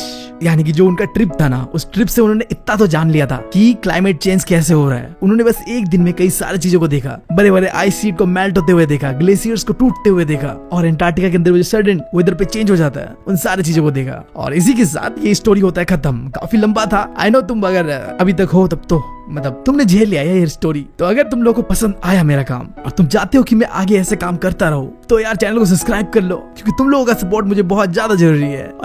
तो आज का हमारा चैप्टर है द एनिमी, जिसे लिखा है पॉल एस बक ने। इस स्टोरी के अंदर पे जब वर्ल्ड वॉर 2 चल रहा था और USA and Japan full fighting mode पे थे एक दूसरे के साथ, तब जापानीज आर्मी ने एक अमेरिकन सोल्जर को पकड़ लिया था, जिसे स्टोरी में कहा गया प्रिजनर ऑफ वॉर। जब तुम वॉर के दौरान किसी सोल्जर को कैप्चर कर लेते हो ना, तो उसे कहते हैं प्रिजनर ऑफ वॉर। और इस अमेरिकन सोल्जर का नाम था टॉम, जिसे जापानीज आर्मी ने पकड़ लिया था। बट समहाउ टॉम ना भाग निकलता है जापानीज आर्मी के चंगुल से, और वो भागते भागते एक जापानीज कोस्ट पे एक डॉक्टर को मिलता है बहुत ही घायल हालत पे। अब इस डॉक्टर का नाम है डॉक्टर सदाओ, और यही इस स्टोरी का मेन कैरेक्टर तुम कह सकते हो, जिसके ऊपर एक धर्म संकट आ जाता है। भाई साहब, डॉक्टर होने के नाते इस घायल इंसान को बचाया जाए, या एक देशभक्त होने के नाते इस अमेरिकन सोल्जर को जापानीज आर्मी को सौंप दिया जाए। तो आओ देखते हैं कि स्टोरी में डॉक्टर सदाओ करते क्या है, अपने दिल का सुनते हैं या अपने देश के लिए कुछ करते हैं। बट इससे पहले मैं तुम लोगों का दोस्त और होस्ट भी निकल चुका स्टोरी टेलर बनने के जर्नी पे। एक्सपर्ट नहीं हूँ, बट हाँ वो चीजें कर रहा हूँ जिससे मुझे अच्छा फील हो और तुम लोगों को ये स्टोरी मरते दम तक याद रहे। अगर तुमने चैनल को सब्सक्राइब नहीं किया तो जल्दी से कर लो। हम बढ़ते हैं स्टोरी की ओर।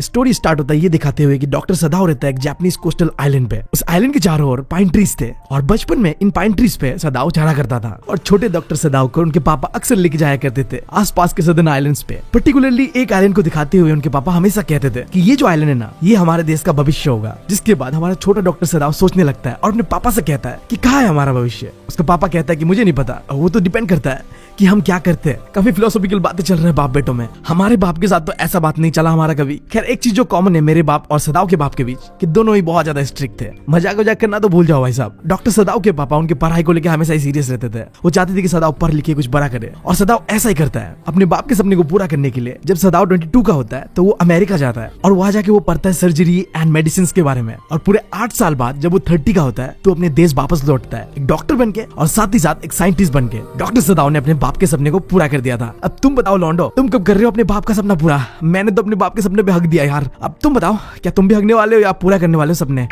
खैर, बैक टू द स्टोरी। जब सदाओ वापस लौटता है जापान, वो देखता है कि अमेरिका एंड जापान के बीच चल रहा है सेकंड वर्ल्ड वॉर, और इस वॉर की वजह से जितने भी डॉक्टर्स थे उन्हें भी जाना पड़ता है लड़ाइयों में सोल्जर्स को ट्रीट करने के लिए। बट सदाओ को नहीं भेजा गया था, और इसके पीछे 2 कारण था। पहला तो डॉक्टर सदाओ काम कर रहे थे एक बहुत ही इंपॉर्टेंट साइंटिफिक डिस्कवरी के ऊपर, जिससे घाव को बहुत ही जल्दी हील करा जा सकता है। और दूसरा, एक ओल्ड जनरल था जिसका कभी भी ऑपरेशन होने वाला था, और सदाओ था बेस्ट सर्जन। तो बुढ़ा नहीं चाहता था कि डॉक्टर सदाओ को वॉर पे भेज दूं, और इसी वजह से डॉक्टर सदाओ को वॉर पे नहीं भेजा गया था। देख रहे हो भाई साहब, सब अपने अपने फायदे देखते हैं। पता नहीं मैं कब अपने फायदे देखूंगा यार। लोगों के बारे में सोचते सोचते यार सब अपनी नैया डूब रही है भाई साहब, क्या बताया।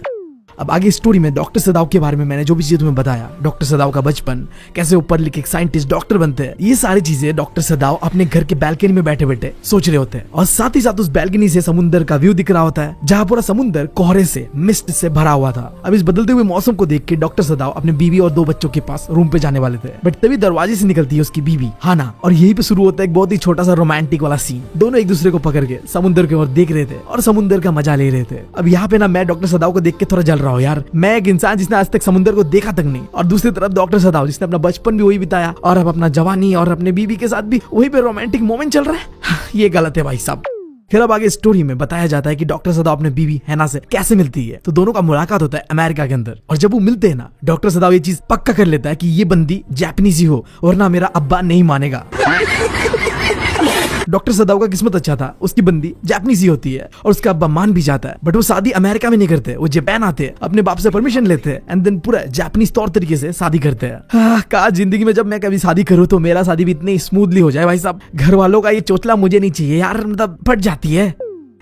खैर अब स्टोरी में डॉक्टर सदाव बताता है कि वो मिला हाना से पहली बार प्रोफेसर हार्ली के घर में। अब ये प्रोफेसर हार्ली ना अपने स्टूडेंट्स को अपने घर पे इनवाइट करता था खाने पीने को, बट डॉक्टर सदाव को इनके घर में जाना बिल्कुल पसंद नहीं था। एक तो उनका घर बहुत छोटा था, खाना बकवास था, और प्रोफेसर हार्ली की बीबी वो तो एक नंबर की बातूनी औरत थी। जो इकलौता चीज डॉक्टर सदाव को प्रोफेसर के घर में पसंद आया था वो था हाना। पहले ही नजर पे प्यार होता है, शादी होता है, 2 बच्चे का बाप माँ बनते हैं और बैक टू प्रेजेंट उन हसीन दिनों के बारे में सोचते हुए दोनों एक दूसरे के बाहों में समुद्र का मजा ले रहे होते हैं। पर तभी उन दोनों के सामने उस काले धुंध से एक छाया बाहर निकलते हुए देखता है। वो देखते हैं कि एक इंसान उस काले धुंध से रेंगते हुए समुद्र के लहरों से लड़ते हुए किनारे पे आ रहा है। डॉक्टर सदाव को लगता है कि शायद ये कोई मछुआरा होगा, जिसे देखने के लिए दोनों कपल दौड़े दौड़े उसके पास जाते हैं। दोनों देखते हैं कि वो इंसान बुरी तरीके से घायल है और वो जमीन पर पड़ा हुआ है। डॉक्टर सदाव ने उस घायल इंसान को पलटा और जब चेहरा देखा ना, दोनों के दोनों डर गए। उनके सामने था एक गोरा इंसान जिसके लंबे लंबे येलो दाढ़ी था और वो बुरी तरीके से घायल था। उसके कमर के नीचे ऐसा लग रहा था कि किसी ने गोली मारा है, जिससे खून बह जा रहा था। बहते हुए खून को रोकने के लिए डॉक्टर सदाव ने उस घायल इंसान की घाव पे कुछ जड़ी बूटी डाल दिया, जिससे कि खून थोड़ी देर के लिए सही रुक जाए। एंड इसके बाद डॉक्टर सदाव देखता है कि बगल में एक टोपी पड़ा हुआ है जो कि उसी घायल इंसान का है, और जब उस टोपी को उठा के देखते हैं तो वहां पे लिखा हुआ था यूएस नेवी, जिससे अब दोनों को पता चल चुका था कि ये अमेरिकन नेवी से है, जो कि प्रिजनर ऑफ वॉर है। मतलब ये इंसान एक अमेरिकन सोल्जर है जो जापानीज आर्मी के हाथ से भागा हुआ है। उन दोनों को समझ आता है कि ये घायल इंसान हमारे देश का दुश्मन है।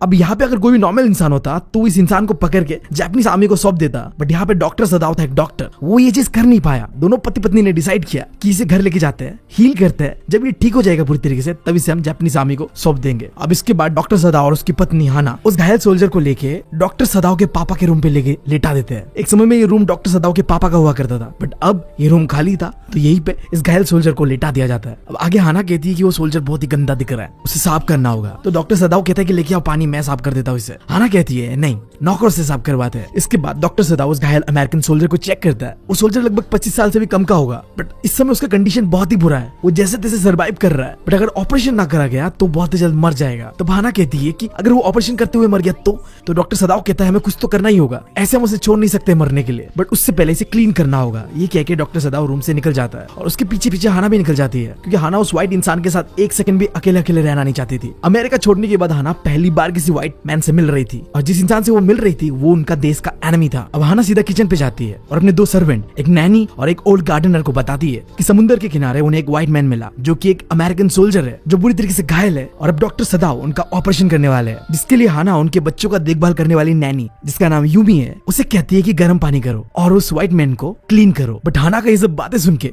वो जो ओल्ड गार्डनर था ना, वो बिल्कुल घबरा जाता है। वो कहता है कि मास्टर को उस व्हाइट मैन को बचाना नहीं चाहिए। अब ये ओल्ड गार्डनर ना एक गावलिया इंसान था जो उल्टी सीधी बातें करता है कि जिस इंसान को गोली लगा है, समुद्र ने चोट पहुंचा है, उससे अगर डॉक्टर सदाव बचाते हैं ना तो इससे घर में बैड लक आएगा। जिसे सुन के हाना अंदर ही अंदर डरती तो है, बट वो उस इंसान की तरह सुपरस्टिशियस नहीं होती है, वो ऐसे अंधविश्वासों पे बिलीव नहीं करती है। वो सीधा सीधा यूमी को कहती है गर्म पानी करो और मेरे साथ चलो उस व्हाइट मैन को क्लीन करने। जिसके बाद हाना उस रूम पे वापस आती है जिस रूम पे व्हाइट मैन सोया हुआ था। उनकी नैनी यूमी भी वापस आती है गर्म पानी लेके, बट उस व्हाइट मैन को देख के यूमी कहती है कि मैंने आज तक किसी व्हाइट मैन को क्लीन नहीं किया और ना ही मैं इसे करूंगा। हाना दम देते हुए कहती है कि तुम्हें करना ही होगा क्योंकि मैं कह रहा हूँ करने के लिए, बट नैनी यूमी सीधा सीधा मना कर देती है। अब इसके आगे हाना कुछ ज्यादा बोल नहीं सकती है। अगर वो यूमी को जबरदस्ती करेगी ज्यादा तो यूमी जाके शायद जापानीज आर्मी को खबर कर दे कि हमारे घर में ऐसा ऐसा एक अमेरिकन सोल्जर को हमारे मालिक ने छुपाया हुआ है, और अगर ये खबर जापानीज आर्मी को पता चल गया ना कैसे भी, तो इससे डॉक्टर सदाव और उसकी पत्नी का तो बैंड बज जाएगा भाई साहब। तो हाना खुद ही अपने हाथों से उस व्हाइट मैन को क्लीन करने लगती है, और उसी बीच डॉक्टर सदाव भी रूम के अंदर एंटर करता है। डॉक्टर सदाव ने सर्जन वाले कोट पहने हुए थे और अपने हाथ पे ऑपरेशन करने के लिए जो भी चीजें चाहिए होता है उसके लिए एक इमरजेंसी बैग भी कैरी करा हुआ था, जिसे देखे हाना सीधा सीधा पूछती है कि तुमने डिसाइड कर लिया है कि सर्जरी करना ही है। डॉक्टर सदाव कहता है कि हाँ। अब इसके बाद डॉक्टर सदाव फुल अपने सर्जेंट वाले मोड पे आ जाता है। अब वो हाना का पति नहीं था, सीधा सीधा ऑर्डर देता वो हाना को। सबसे पहले तो डॉक्टर सदाव ने हाना से कहा कि एक टॉवल लेके आओ, एंड देन उस घायल सोल्जर को पीठ के बल लेटाने में उसकी मदद करने को कहा, और हाना भी जैसे जैसे डॉक्टर सदाव कह रहे थे एग्जैक्टली वैसे कर रही थी। फिर डॉक्टर सदाव हाना से पूछती है कि यूमी ने इसे क्लीन नहीं करा। हाना कहती है कि नहीं उसने नहीं करा, मैंने खुद से करा, जिस बात पे डॉक्टर सदाव रिएक्ट नहीं करता है। अब वो कम्प्लीटली अपने काम पे खो गया था। भाई साहब इसकी जगह अगर मैं होता ना, मैं तो ऐसा नहीं करता। बी ऑनेस्ट, मैं बहुत ज्यादा पॉजिटिव आदमी हूँ भाई साहब। मैं अपने बंदी को किसी गैर मर्द को धुलाने नहीं दे सकता भाई साहब। नहीं यार, मेरी गांड जल जाएगी भाई साहब। अपने बंदी को ये सब करने नहीं दूंगा मैं। नहीं भाई, मैं पागल वाला पॉजिटिव इंसान हूँ। कैसा बंदा है यार ये, इतना प्रोफेशन पे घुस गया अपना। खैर मेरे दिमाग में गंदे गंदे ख्याल आ रहे हैं जिसके बारे में बात नहीं करते हैं। Back to the story.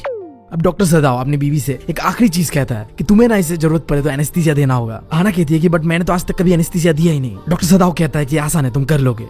इसके बाद डॉक्टर सदाव सर पे एक सर्जन वाला टॉर्च पहनता है एंड देन देखने लगता है कि घाव कितना गहरा है। डॉक्टर सदाव को दिखता है कि गोली अभी तक अंदर ही है और इसकी वजह से खून ज्यादा बह रहा है और अगर ऐसे चलता रहा तो इसका बचना मुश्किल है। अब इतना सारा खून देख के ना हाना डर जाती है, घबरा जाती है, वो भागती है वहां से और बाहर निकल के उल्टी करने लगती है। और ये सारा सीन देख के ना डॉक्टर सदाव बहुत ज्यादा इरिटेट होता है। डॉक्टर सदाव रियलाइज करता है कि हाना ने तो आज तक ऑपरेशन होते हुए देखा ही नहीं और इसी वजह से इतने सारे खून देख के वो पैनिक कर गई और बाहर जाके उल्टी करने लग गई। और अपनी बीवी को ऐसे कंडीशन में देख के डॉक्टर सदाव अपना पूरा गुस्सा निकालता है इस अमेरिकन घायल सोल्जर के ऊपर। वो मन ही मन सोच रहा होता है कि साला ये मर ही जाता उससे अच्छा होता। बट यहाँ आयरनी देखो, वो मन से चाहता तो है कि ये मर जाता तभी ठीक था, बट फिर भी वो उसे बचा रहा था। यही एक डॉक्टर का काम है यार। ऐसे हम डॉक्टरों को भगवान का दर्जा नहीं देते। चाहे तुम्हारे सामने अपना दुश्मन ही क्यों ना हो, तुम उसे भी बचाओगे। और वही चीज कर रहा था डॉक्टर सदाव। वो सोल्जर दर्द से करा रहा था और उसी समय हाना आती है वापस और डॉक्टर सदाव हाना से कहती है कि इसे एनेस्थीसिया दो नाक पे। और हाना भी वैसे ही करती है जैसे उसके पति ने कहा था उसे करने को। एक कॉटन में एनेस्थीसिया का बोतल से कुछ बूंद गिराती है हाना और उस घायल सोल्जर के नाक पे रख देती है। वो अमेरिकन सोल्जर दर्द से करा रहा था और उसका ऐसे दर्द से कराता हुआ देख के हाना सोचती है ये जो प्रिजनर्स ऑफ वॉर के भागे हुए कैदी है ना, इनके साथ बहुत ज्यादा टॉर्चर होता होगा। हाना ने कई सारे न्यूज़पेपर्स में देखा था कि जापानीज सोल्जर्स अलग अलग जगह पे जाते हैं, उस जगह को लिबरेट कर देते हैं। बट असली कहानी ना थोड़ा अलग होता है। जब जापानीज सोल्जर किसी टेरिटरी को जीतते हैं ना, तो वहाँ के सोल्जर्स के साथ बहुत ज्यादा टॉर्चर करते हैं। अब यही पे हाना को याद आता है जनरल टाकिमा के बारे में, जिसने जीता था बैटल ऑफ मंचूरिया। सब लोग ये बात करते थे कि किस तरीके से जनरल टाकिमा ने बहादुरी से बैटल ऑफ मंचूरिया पे लड़ा, बट कोई इस बारे में बात नहीं करता कि कैसे जनरल टाकिमा अपने बीबी के ऊपर अत्याचार करते हैं, मारते हैं, पीटते हैं। हाना सोचती है कि अगर ये इंसान अपने बीबी के ऊपर इतना अत्याचार कर सकता है तो प्रिजनर ऑफ वॉर के ऊपर वो कितना अत्याचार करेगा। हाना ये उम्मीद करती है कि इस सोल्जर के साथ ऐसा टॉर्चर ना हुआ हो। अब हाना यही सब चीजें सोच रही होती है, अपने ख्यालों में होती है और तभी डॉक्टर सदाव को ऐसा फील होता है कि उसके इंस्ट्रूमेंट ने किसी हार्ट से चीज को फील किया अभी जो कि किडनी के बहुत ही पास है। अब इस पल पे ना डॉक्टर सदाव अपने काम से बहुत ज्यादा खुश होता है। मतलब उसे मजा ही आ जाता है इस चीज को करते हुए। भाई को अपनी उंगलियों पे अलग ही लेवल का कॉन्फिडेंस फील होता है, जैसे पूरे उंगलियों से वो उस इंसान के पूरे बॉडी के एटम्स को भी फील कर पा रहा है। तुम समझ रहे हो किस लेवल पे वो घुसा हुआ है ऑपरेशन के बीच। और तभी डॉक्टर सदाव को याद आता है अपने एनाटॉमी प्रोफेसर का वो बात कि एक सर्जन को ह्यूमन बॉडी के बारे में पूरे अच्छी तरीके से पता होना चाहिए। वो किसी भी चीज को इग्नोर नहीं कर सकता। अगर वो इग्नोर करता है तो वो पाप के बराबर है। अगर एक सर्जन बिना किसी प्रॉपर नॉलेज के किसी का भी ऑपरेशन करता है ना, तो वो मर्डर के बराबर है। और ये एकदम 100% सही बात है। जब एक डॉक्टर, एक सर्जन ऑपरेशन करने जाता है तो उसे पूरी तरीके से पता होना चाहिए कि वो क्या कर रहा है और क्या नहीं करना है उसे, वरना उस पेशेंट का जिसका वो ऑपरेशन कर रहा है जान जा सकता है।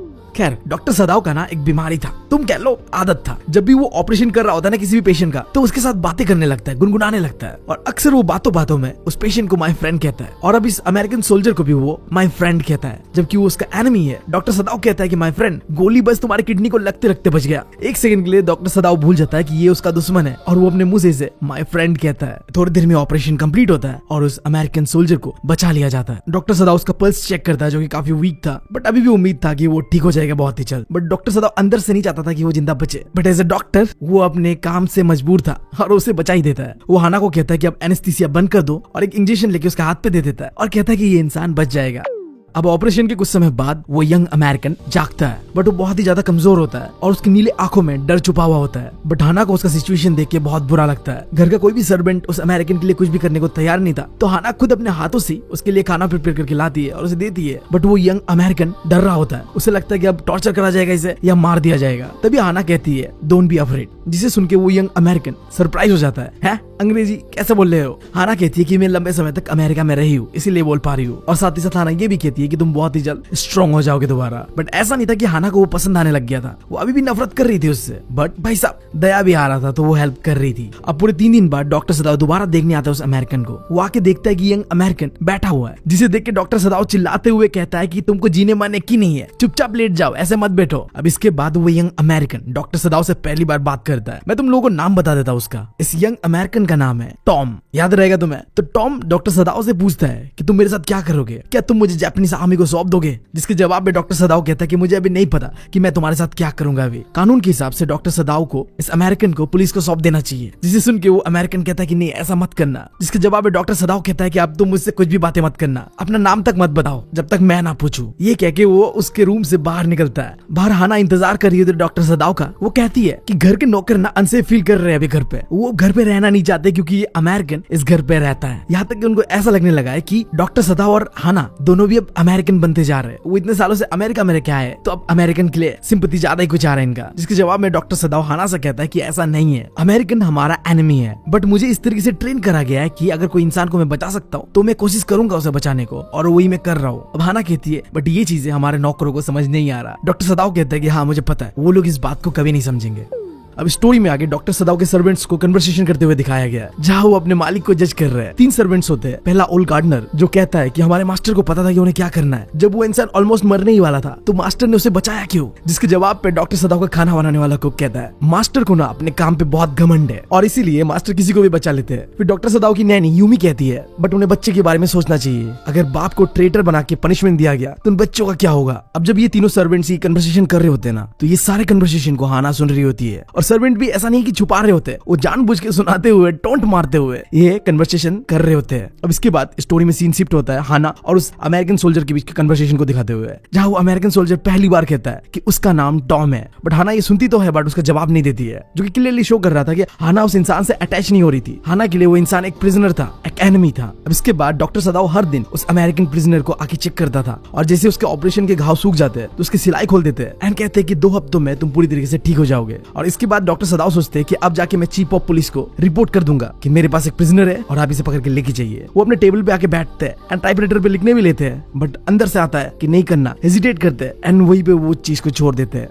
उस अमेरिकन सोल्जर के डॉक्टर सदाव के घर में आए 7 दिन बीत चुके थे, और पूरे 7 दिनों बाद 2 बड़े बड़े इवेंट अब डॉक्टर सदाव के साथ होने वाला था। पहला चीज, सुबह सुबह जितने भी काम करने वाले सर्वेंट्स थे ना, वो डिसाइड करते कि अब हमें नहीं रहना यहाँ, वो घर छोड़ के जाने वाले थे। बच्चों का केयर करने वाली नैनी हाना से कहती है अगर बच्चे मुझे याद करे तो तुम्हें पता है मेरा घर कहाँ है, भेज देना। बट हाना कहती है बिल्कुल साफ साफ, चाहे वो जितना भी रोए मैं तुम्हें नहीं बुलाऊंगा। अब इसके बाद सारे सर्वेंट्स घर छोड़ के चले जाते हैं, और फिर शाम को दूसरा इवेंट होता है। हाना देखती है कि उसके घर के दरवाजे में एक गवर्नमेंट मैसेंजर फुल यूनिफॉर्म में आया हुआ है, जिसे देख के हाना सोचती है कि पक्का नौकरों ने अथॉरिटी को इन्फॉर्म कर दिया है जो भी हम कर रहे हैं उसके बारे में। वो दौड़े दौड़े जाके ये बात डॉक्टर सदाव को बताता है, और डॉक्टर सदाव आता है और पूछता है क्या बात है। वो मैसेंजर कहता है कि आपको चलना पड़ेगा मेरे साथ पैलेस, ओल्ड जनरल बहुत ही दर्द में है। डॉक्टर सदाव कहता है कि बस इतना ही। मैसेंजर कहता है कि हाँ इतना काफी नहीं था क्या, तुम कुछ और सुनना चाहते थे। डॉक्टर सदाव कहता है कि नहीं। अब डॉक्टर सदाव ओल्ड जनरल के पास जाने से पहले एक आखिरी बार अपने बीबी से मिलती है किचन पे जाके। उसकी बीबी आना बहुत डरी हुई थी, उसे लग रहा था कि वो मैसेंजर अरेस्ट करने के लिए आया है। डॉक्टर सदाव कहता है कि ऐसा कुछ नहीं है, तुम घबराओ मत। अब वो जनरल के पास जाएगा और सारी चीजें बताएगा और इस चीज से अपने फैमिली को बाहर निकालेगा। इसके बाद डॉक्टर सदाव जाके जनरल से मिलता है, सारी बातें बताता है। तो जनरल कहता है कि मैं समझ रहा हूँ तुम क्या कहना चाह रहे हो, क्योंकि मैं पढ़ा हुआ प्रिंसटन यूनिवर्सिटी से, जो कि यूएसए में है। काफी कम जापानीज लोगों ने वहां से डिग्री लिया है। डॉक्टर सदाव अपने आप को डिफेंड करते हुए कहता है मैं ना उस इंसान के बारे में बिल्कुल केयर नहीं करता, वो तो बस घायल था तो मैंने उसका ऑपरेशन कर दिया और वो ऑपरेशन सक्सेसफुल हो गया। जिस बात से जनरल खुश होता है और कहता है अब तो तुम्हें बचाना ही होगा यार, तुम मेरे लिए काम के बंदे हो। फिर जनरल डॉक्टर सदाव से पूछता है कि जैसा अटैक आज मुझे आया था वैसे और आ गया तो मैं बचूंगा कि नहीं बचूंगा। डॉक्टर सदाव कहता है कि एक अटैक तो ठीक है बट उससे ज्यादा आया तो फिर दिक्कत हो जाएगा। अब ये सुन के जनरल घबरा जाता है, एक समय के लिए तो गहरे सोच पे खो जाता है, और फिर कहता है तुम अरेस्ट नहीं हो सकते। मान लो कि तुम अरेस्ट हो गए और तुम्हें सजाए मौत दे दिया गया और अगले दिन ही मेरा ऑपरेशन करना पड़ गया, फिर तो मेरा सीन खत्म है ना। फिर डॉक्टर सदाव कहता है कि मेरे अलावा भी और ढेर सारे सर्जेंट है, बट जनरल को डॉक्टर सदाव ही चाहिए था। उसे बाकी सर्जेंट पे भरोसा नहीं था जितना डॉक्टर सदाव पे था। भाई साहब अमेरिकन रिटर्न था ना, और भाई साहब जो अमेरिका से लौटता है वो तो बहुत खतरनाक होता है, पता ही है तुम्हें। हमारे यहाँ में एक भैया कुछ काम की वजह से अमेरिका गया था, एंड देन वो 1 साल रहा होगा, और वापस जब आया ना भाई साहब, जब वो अमेरिका गया था तो वो लप्पू सा था, कोई उसे भाव नहीं देता था, बट वो अमेरिका से आने के बाद भाई साहब उसका और अलग हो गया। मतलब लोग अलग ही रिस्पेक्ट से देखने लगे, भाई साहब वो अमेरिका से लौटा है तो यार सही है, जो अमेरिका से लौटता है वो बहुत खतरनाक होता है। हमारे यहाँ तो ऐसा ही मानना है, और उस जनरल का भी ऐसा ही मानना था। वो डॉक्टर सदाव को एक आइडिया देता है, क्या हो अगर मैं अपने प्राइवेट असैसिन्स तुम्हारे घर पे भेज दूं और उस अमेरिकन को मार के गायब कर दूं, किसी को पता ही नहीं चलेगा। बस तुम्हें ना जिस घर में वो अमेरिकन सोल्जर सोया हुआ है उसका दरवाजा खुला रखना है। असैसिन्स आएंगे, उसे मारेंगे और उसका बॉडी तक गायब कर देंगे, किसी को पता तक नहीं चलेगा। डॉक्टर सदाव भी एग्री करता है इस बात से। अब इसके बाद डॉक्टर सदाव घर के लिए निकलता है, और रास्ते पे जाते हुए सोचता है कि ये सारे बातें वो हाना से नहीं कहेगा, क्योंकि टॉम को मारने की खबर से शायद हाना घबरा जाए, पैनिक कर जाए, तो बेटर यही होगा कि हाना को नहीं बताया जाए। सदाव घर आके उस अमेरिकन सोल्जर के रूम पे जाता है, और वो देखते हैं कि टॉम अपने पैरों पे खड़ा है और वो गार्डन में जाने का तैयारी कर रहा है। सदाव गुस्से में कहता है कि तुम्हें परमिशन किसने दिया रूम से बाहर निकलने का। तो टॉम कहता है कि मुझे किसी का परमिशन की जरूरत नहीं है, मैं दोबारा बिल्कुल अच्छा फील कर रहा हूँ। ये सुन के डॉक्टर सदाव ना उसे चेक करने लगता है। इमेजिन करो अभी अभी ये इंसान उसका सुपारी दे के आया है जनरल को, बट फिर उसके अंदर का डॉक्टर जग जाता है और वो उसका चेकअप करने लगता है। भाई साहब ये डॉक्टर है ना क्या है। अब ये सारी चीजें देख के टॉम डॉक्टर सदाव से कहता है अगर मैं तुम्हारे जैसे किसी अच्छे जापानीज डॉक्टर से ना मिला होता तो शायद मैं आज जिंदा ना होता। शुक्रिया अदा करता है डॉक्टर सदाव का, और कहता है कि अगर सारे जापानीज तुम्हारे जैसे होते तो शायद ये लड़ाई नहीं होता। डॉक्टर सदाव कहता है कि शायद, ये कह के उसे दोबारा बेड पे सोने को कहता है, और वो भी चला जाता है सोने के लिए रात को।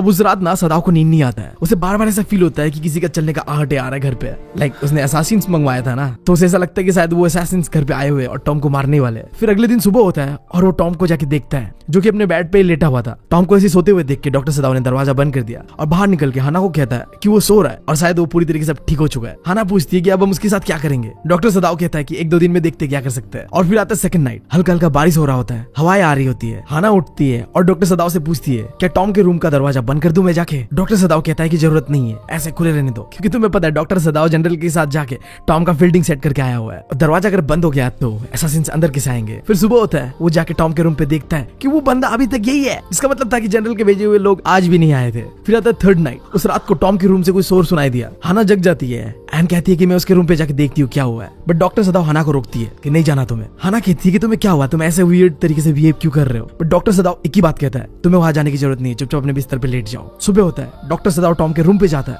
और वो देखता है कि टॉम जागा हुआ है और वो इस समय पहले से भी ज्यादा हेल्दी हो चुका है। अब ये सब देख के डॉक्टर सदाव फ्रस्ट्रेटेड हो जाता है। उसके 3 रातों का नींद हो रहा हुआ था भाई साहब, इस चक्कर में कि कब आएंगे असैसिन्स और इस बंदे को मार के लेके जाएगा। तो वो डिसाइड करता है बहुत हो गया, अब मुझे कुछ करना होगा। वो टॉम से कहता है कि अब ना तुम पूरी तरीके से ठीक हो चुके हो, तो आज रात हम एक बोट लेंगे जिसमें थोड़ा खाना और कपड़ा रखेंगे तुम्हारे लिए, और तुम्हें यहाँ से थोड़ी पास में एक आइलैंड है जो कि पूरी तरीके से खाली है, वहां भेज दूंगा। वो आइलैंड पूरी तरीके से खाली होगा, ना ही वहाँ कोई रहता है और ना ही वहाँ कोई जाता है, क्योंकि तूफान आने की वजह से वो आइलैंड आधा तक डूब भी जाता है। बट ये सीजन तूफान का नहीं है, तो तुम आसानी से जाके वहाँ रह सकते हो। वो आइलैंड तुम्हारे लिए बिल्कुल सेफ है और उस आइलैंड के बहुत ही करीब से कोरियन फिशिंग शिप्स गुजरते हैं, तो तुम आसानी से उस फिशिंग शिप्स की मदद से अपने घर वापस लौट सकते हो। टॉम पूछता है कि क्या मुझे ये करना ही होगा, तो सदाव कहता है कि हाँ तुम्हें करना ही होगा, कि तुम जो यहाँ पे हो ये बात छुपा हुआ नहीं किसी से, सबको पता चल चुका है ये बात, और अगर ऐसे चलता रहा तो बहुत जल्द पुलिस आके तुम्हें पकड़ के लेके चला जाएगा, तो बेटर यही होगा कि तुम चले जाओ। कोई ड्रामा नहीं होता, कुछ नहीं होता है। टॉम भी मान जाता है। फिर शाम होता है और डॉक्टर सदाव घसीटते हुए एक नाव को समुद्र के किनारे पे बांध देता है। उसके अंदर कुछ खाना, कुछ वाटर बॉटल्स और कुछ कपड़े को डाल देता है। इसके बाद वो घर में आके खाना खाता है। हाना कहती है कि यूमी आई थी आज और वो बच्चों को बहुत ज्यादा मिस कर रही थी। तो डॉक्टर सदाव कहता है कि जैसे ये फॉरेनर जाएगा तो सारे सर्वेंट को दोबारा वापस बुला लेना।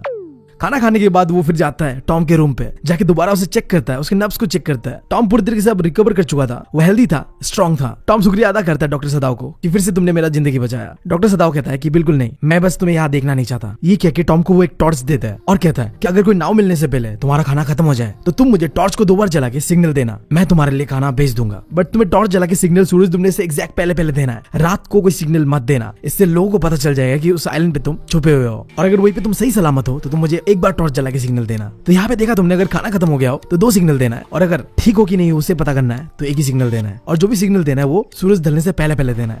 और इसके बाद डॉक्टर सदाव टॉम को ये भी कहता है कि तुम्हें वहाँ पे ताजी मछलियां पकड़ना होगा और वही खाना होगा, और तुम आग नहीं जला सकते क्योंकि उससे धुआं निकलेगा और फिर लोगों को पता चल जाएगा कि उस आइलैंड पे कोई तो है। ये सब सुन के टॉम कहता है ठीक है, तुमने जो भी कहा मैंने पूरी तरीके से समझ लिया। आखिरी अलविदा करने से पहले डॉक्टर सदाव ने टॉम को किमोनो पहनाया और उसे बोट से उस रात रवाना कर दिया उस आइलैंड के लिए। और 4th नाइट को वो बहुत ही चैन का नींद सोता है। इससे पहले 3 रात तो वो सो नहीं पा रहा था, बट इस रात को किसी चीज का डर नहीं था तो वो चैन का नींद लेता है। अब ऐसे कुछ दिन बीतते हैं और एक दिन वही मैसेंजर दोबारा डॉक्टर सदाव के पास वापस आता है और उसे जनरल के पैलेस पे लेके जाता है और जनरल का ऑपरेशन स्टार्ट होता है। ये ऑपरेशन पूरे 12 घंटे तक चलता है और इस बीच कोई नहीं कह सकता था कि जनरल बचेगा या नहीं बचेगा, बट फाइनली 12 घंटे बाद ऑपरेशन कंप्लीट होता है और जनरल बच जाता है और वो खाना मांगता है। डॉक्टर सदाव ने जनरल का गोल्ड ब्लैडर का ऑपरेशन करा था क्योंकि जनरल का गोल्ड ब्लैडर बिल्कुल खराब हो चुका था, तो डॉक्टर सदाव ने ऑपरेशन करके गोल्ड ब्लैडर को काट के फेंक दिया। ऑपरेशन कंप्लीट होने के बाद डॉक्टर सदाव ने जनरल को बताया कि वो प्रिजनर भाग गया है। जनरल कहता है क्या वो भाग गया? एक ही हफ्ते पहले तो उसका ऑपरेशन हुआ था। डॉक्टर सदाव कहता है कि हाँ सर भाग गया वो। अब जनरल को याद आता है कि उसने वादा किया था डॉक्टर सदाव से कि वो असैसिन्स भेजेगा उस प्रिजनर को मारने के लिए, बट बीमारी के चक्कर में वो ये चीज भूल गया था। अब जनरल को ये लग रहा था कि वो जो प्रिजनर भाग गया उसका जिम्मेदार सिर्फ और सिर्फ जनरल है क्योंकि उसने असैसिन्स टाइम पे नहीं भेजा। तो वो अपनी गलतियों को छुपाने के लिए ये जस्टिफिकेशन देता है कि मैं तो बीमार था, वरना मैं तो बहुत बड़ा देशभक्त हूँ, मैं अपना ड्यूटी प्रॉपर्ली निभाता हूँ। अगर कहीं से ये बात बाहर आ गया कि मेरे वजह से कोई प्रिजनर भाग गया है तो तुम तो समझोगे ना, मेरा साथ दोगे ना। अब यहाँ पे डॉक्टर सदाव को समझ आ जाता है कि जनरल अब मेरे काबू पे है। इस बंदे को लग रहा है कि इसी की गलती था तो अब ये कुछ तो करेगा नहीं मुझे, तो वो जनरल के हाँ में हामी भरता है और कहता है कि नहीं मैं समझ रहा हूँ आप क्या कहना चाह रहे हो और मैं आपके लिए लॉयल हूँ, मैं किसी को नहीं बताऊंगा ये बात है। जिस बात पे जनरल कहता है कि तुम अच्छे आदमी हो, तुम्हें इनाम दिया जाएगा। बट डॉक्टर सदाव को तो उस रात ही उसका इनाम मिल चुका था। रात को कोई भी टॉर्च का सिग्नल नहीं आता है, जिसका एक ही मतलब था टॉम को कोई कोरियन फिशिंग शिप मिल चुका है जिसमें वो बैठ के अपने घर के लिए निकल भी चुका है, क्योंकि डॉक्टर सदाव ने अच्छी तरीके से इंस्ट्रक्ट किया था टॉम को कि तुम्हें कोरियन शिप पे बैठ के चले जाना है और जब तक वो ना आए मुझे टॉर्च सिग्नल देते रहना है। बट उस शाम को कोई भी सिग्नल नहीं आया था, तो इसका तो यही मतलब था कि टॉम सेफली निकल चुका था आइलैंड से, और यही डॉक्टर सदाव का इनाम था, क्योंकि अब उसे किसी चीज का टेंशन नहीं है कि कोई पुलिस आके उसे पकड़ के लेके जाएगा, क्योंकि उसने किसी अमेरिकन को मदद किया है, वो देश के लिए गद्दार है। नहीं भाई साहब अब तो दिक्कत ही नहीं है। वो अपने बैल्कनी में बैठ के चैन की सांसें लेता है और समुंदर को देखता है जहाँ से वो अमेरिकन आया था, और याद करता है उन दिनों को जब वो अमेरिका में रहा करता था। वो याद करता है अपने प्रोफेसर को जो कि बहुत बड़ा गांडू था, और वो याद करता है उसकी पत्नी को भी जो कि बहुत ही ज्यादा बातूनी था, और वो याद करता है अपने एनाटॉमी प्रोफेसर को भी जिसने उसे ढंग से नाइफ पकड़ना सिखाया था। और आखिर में वो याद करती है अपने मकान मालकिन को। जब डॉक्टर सदाओ पहली बार अमेरिका में गया था ना, तो उसे भारत पे कोई घर ही नहीं दे रहा था क्योंकि वो एक जापानीज आदमी था। बट फाइनली एक बूढ़ी सी औरत ने उसके घर पे डॉक्टर सदाओ को रेंट पे रहने को दिया। बट डॉक्टर सदाओ को बूढ़ी औरत बिल्कुल पसंद नहीं थी क्योंकि वो गरीब थी, गंदी थी और अनएजुकेटेड थी। बट फिर भी जब डॉक्टर सदाओ को इन्फ्लुएंजा हुआ था तो उस औरत ने उसका टेक केयर किया था, यानी कि ध्यान रखा था। बट डॉक्टर सदाओ ने उसे थैंक यू नहीं करा था। ये चीज शो कर रहा है कि जापानीज लोग ना थोड़ा रेडिकल होते हैं, और ये बात सही भी है, मैं बता रहा हूँ तुम्हें। वो लोग बहुत अपने आप पे रहते हैं, अपने आप को महान सोचते हैं। एज इंडियन मुझे जापान जाना, जापान का कल्चर काफी कूल लगता है, बट वो हमें एक गंदे नाली का कीड़ा से ज्यादा और कुछ नहीं समझते। और चीज का मुझे बुरा भी लगता है थोड़ा। पहले मुझे जापान का कल्चर बहुत कूल लगता था, बट मैंने धीरे धीरे पढ़ा और समझा कि वो लोग हमारे बारे में क्या सोचते हैं, और सुन के मुझे बहुत दुख हुआ कि वो हमारे बारे में कुछ ऐसा सोचते हैं। खैर, कहानी यही पे खत्म होता है। तो आज का हमारा चैप्टर है on the face of it, जिसे लिखा है सुजैन हिल ने। वैसे मैं तुम्हारे नॉलेज के लिए बता दूं, ये एक नॉर्मल स्टोरी नहीं, एक प्ले है, कन्वर्सेशन होगा यहाँ पे, जहाँ इस प्ले का पहला कैरेक्टर एक बूढ़ा सा दद्दू, इसका नाम है मिस्टर लैम। इनका एक टांग नकली है क्योंकि उदय भाई को गुस्सा आया था तो उन्होंने उनका टांग तोड़ दिया था। मजाक कर रहा हूँ, ऐसा कुछ नहीं हुआ था। बट हाँ, कहानी में तो पता चलेगा कि उनका टांग क्यों नकली था और किसने तोड़ा। मिस्टर लैम के बाद दूसरा कैरेक्टर है डेरी। अब डेरी एक 14 साल का लड़का था जिसके फेस के एक साइड पे एसिड गिर गया था। सो वो हमेशा अकेला ही रहता था क्योंकि लोग या तो उसके चेहरे से डरते थे या उसके चेहरे के बारे में अनाप शनाप कहते थे कि वो कितना भद्दा दिखता है। बट एक दिन जब डेरी जाता है मिस्टर लैम के गार्डन पे एप्पल चोरी करने, तो वो मिस्टर लैम से वहां जाके दोस्ती कर लेता है, और मिस्टर लैम उसे एक ऐसा लेसन देता है जिसे हमें कभी नहीं भूलना चाहिए। चाहे लोग हमारे बारे में कुछ भी कहे, हमें ये भूलना नहीं चाहिए कि हम सब स्पेशल है। सो हमारे बारे में दूसरे क्या कहते हैं, हमें उससे फर्क नहीं पड़ना चाहिए। सो आओ देखते हैं इस चैप्टर को, और डेरी के साथ साथ अपना खुद का भी इनसिक्योरिटीज को हम खत्म करते हैं। बट इससे पहले मैं हूं तुम्हारा दोस्त और होस्ट बीवी, निकल चुका स्टोरी टेलर बनने की जर्नी पे। एक्सपर्ट नहीं हूं, बट हाँ वो चीजें कर रहा हूं जिससे मुझे अच्छा फील हो और तुम लोग को ये स्टोरी मरते दम तक याद रहे। अगर भाई का काम पसंद आ रहा है, एनिमेशन पसंद आ रहा है, तो यार चैनल को सब्सक्राइब करे बिना जाना मत। भाई को तुम्हारे सपोर्ट का बहुत ज्यादा जरूरत है। तो चलो हम बढ़ते स्टोरी की ओर। सो प्ले स्टार्ट होता है और डेरी मिस्टर लैम के गार्डन पे दीवार कूद के एंटर करता है। वो छुपते छुपाते जाके एप्पल चोरी कर रहा होता है और तभी उसे एक आवाज सुनाई देता है, देख के चलो नीचे एप्पल्स है। अब ऐसा कहने पे डेरी डर जाता है क्योंकि डेरी को लग रहा था कि इस गार्डन पे अब कोई नहीं है, वो अकेला आ रहा है, एप्पल चोरी कर रहा है। वो कहता है क्या, कौन है वहाँ, कौन है? डेरी झाड़ियों से छुप छुप के देखता है कि एक बूढ़ा इंसान बेंच पे बैठे हुए कहता है कि मेरा नाम लैम्प है, नीचे एप्पल्स को देख के चलो। हवा देने की वजह से गच्ची से ढेर सारे स्क्रैप एप्पल्स नीचे गिरे हुए, तो वहाँ तुम्हारा पैर लग के तुम फिसल सकते हो। तो डेरी कहता है कि उसे लगा कि ये गार्डन पूरी तरीके से खाली है, यहाँ कोई नहीं रहता है। तो मिस्टर लैम कहते हैं कि कोई बात नहीं, मैं रहता हूँ यहाँ पे, बट इससे तुम घबराओ मत। तो डैडी कहता है कि उसे लगा था कि यहाँ कोई नहीं रहता, ये घर पूरी तरीके से खाली है। तो मिस्टर लैम कहता है हाँ घर तो खाली है क्योंकि मैं यहाँ गार्डन पे हूँ। देखो आज का दिन कितना खूबसूरत है, ऐसे दिन में कौन अंदर रहना चाहेगा। तो डैडी घबरा के कहता है कि ठीक है अब मुझे चलना चाहिए यहाँ से। अब देखो जब से डैडी के चेहरे पे एसिड गिरा था ना, तब से वो लोगों से अलग रहता था, तुम कह लो काइंड ऑफ इंट्रोवर्ट था। तो यहाँ पे उसे लगता है कि गार्डन पे कोई नहीं है, इसलिए वो यहाँ पे आता है। बट जब उसे पता चलता है कि यहाँ पे एक बूढ़ा इंसान बैठा हुआ है, तो वो कहता है कि ठीक है मैं यहाँ से चलता हूँ। तो मिस्टर लैम कहता है कि तुम मेरे वजह से यहाँ से मत जाओ, गार्डन का गेट हमेशा ही खुला हुआ होता है, वो तो तुम ही हो जो दीवार फांद के यहाँ आए हो। जो सुन के डैडी गुस्से में कहता है कि तो आप मुझे देख रहे थे, बट हाँ मैं यहाँ पे चोरी करने नहीं आया हूँ, ठीक है। ऐसे कहकर डैडी अपने आप को जस्टिफाई कर रहा होता है। तो मिस्टर लैम भी कहता है कि नहीं तुम चोरी करने नहीं आए हो, वो तो छोटे छोटे बच्चे होते हैं जो स्क्रैप एप्पल्स को चोरी करके लेके जाते हैं, तुम तो शायद 13 साल के बहुत बड़े लौंडे हो। तो डैडी कहता है कि नहीं 13 नहीं, मेरा 14 साल है, और हाँ मैं यहाँ से जा रहा हूँ, गुड बाय। तो मिस्टर लैम कहते हैं कि अरे डरो मत, गार्डन ही तो है, मैं ही तो हूँ। तो डैडी कहता है मैं किसी से नहीं डरता, लोग मुझसे डरते हैं। तो मिस्टर लैम कहता है कि क्यों डरते हैं लोग तुमसे। डैडी कहता है कि मुझे नहीं पता, बट सारे लोग मुझसे डरते हैं, फर्क नहीं पड़ता वो कैसे लोग हैं, वो मेरे बारे में क्या सोचते हैं, वो कैसे दिखते हैं, बट मुझे पता है, मैंने देखा है लोगों की आंखों में, लोग मुझसे डरते हैं मेरा चेहरा देख के। तो मिस्टर लैम कहता है कि तुम्हें ऐसा क्यों लगता है कि लोग तुमसे डरते हैं। तो डैडी कहता है कि लोग क्या आप भी मुझसे डरते हो, आप मुझे देख रहे हो और सोच रहे हो मैं कितना भद्दा दिखता हूँ, मैं कितना अगली दिखता हूँ, मैं कितना बेचारा दिखता हूँ, बट मैं बेचारा नहीं हूँ। आई नो आप भी मुझसे डरते हो, सब डरते हैं। इनफैक्ट जब मैं खुद अपने चेहरे को आईने पे देखता हूँ तो मैं खुद डर जाता हूँ।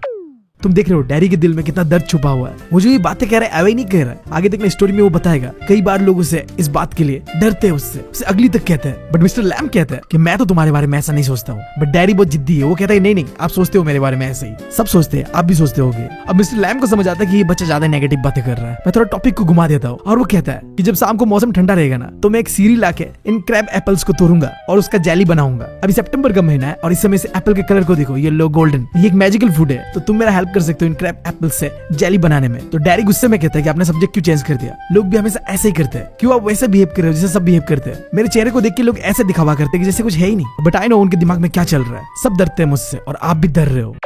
तो ये सब सुनने के बाद मिस्टर लैम्ब कहता है अच्छा चलो ठीक है, तुम चाहते हो कि मैं तुमसे सवाल पूछूं, तो चलो यही सही, तुम्हारे चेहरे को देख के लग रहा है कि ये आग से जल गया होगा। तो डैडी कहता है आग से नहीं जला, मेरे चेहरे की साइड पे एसिड गिर गया था और इसने मेरे चेहरे को पूरी तरीके से जला दिया, खा गया मेरे चेहरे को और साथ साथ मुझे भी, और अब जिंदगी भर मेरा फेस ऐसे ही रहेगा, कभी नहीं बदलने वाला। तो मिस्टर लैम्ब कहता है कि नहीं ऐसा नहीं है, जिस बात से डैडी चिढ़ जाता है और कहता है कि आप मेरे से बात करने में इंटरेस्टेड नहीं हो, जिसमें मिस्टर लैम्ब कहते हैं कि ऐसा नहीं है, मुझे हर चीज पे इंटरेस्ट है, जो भी चीज भगवान ने बनाया है मुझे उन सारी चीजों पे इंटरेस्ट है, तुम उस दीवार पे देखो और बताओ मुझे क्या दिख रहा है तुम्हें। डैडी बोलते हैं कि मुझे बस कचरा ही दिख रहा है वहां पे। मिस्टर लैम्ब कहता है क्या कचरा, ध्यान से देखो क्या दिख रहा है तुम्हें। इसके जवाब पे डैडी कहते हैं कि उस दीवार के पीछे बस मुझे कुछ घास फूस दिख रहा है। अब यहाँ पे देखो ऑथर हमें दो माइंडसेट के बारे में बताना चाह रहा है। एक इंसान जो हर चीज को नेगेटिवली देखता है लाइक डैडी, उसे उस दीवार के नीचे बस कचरा दिख रहा है, कुछ घास फूस दिख रहा है। बट अब तो मिस्टर लैम्ब का बात सुनो जो कि पॉजिटिविटी से भरा हुआ है।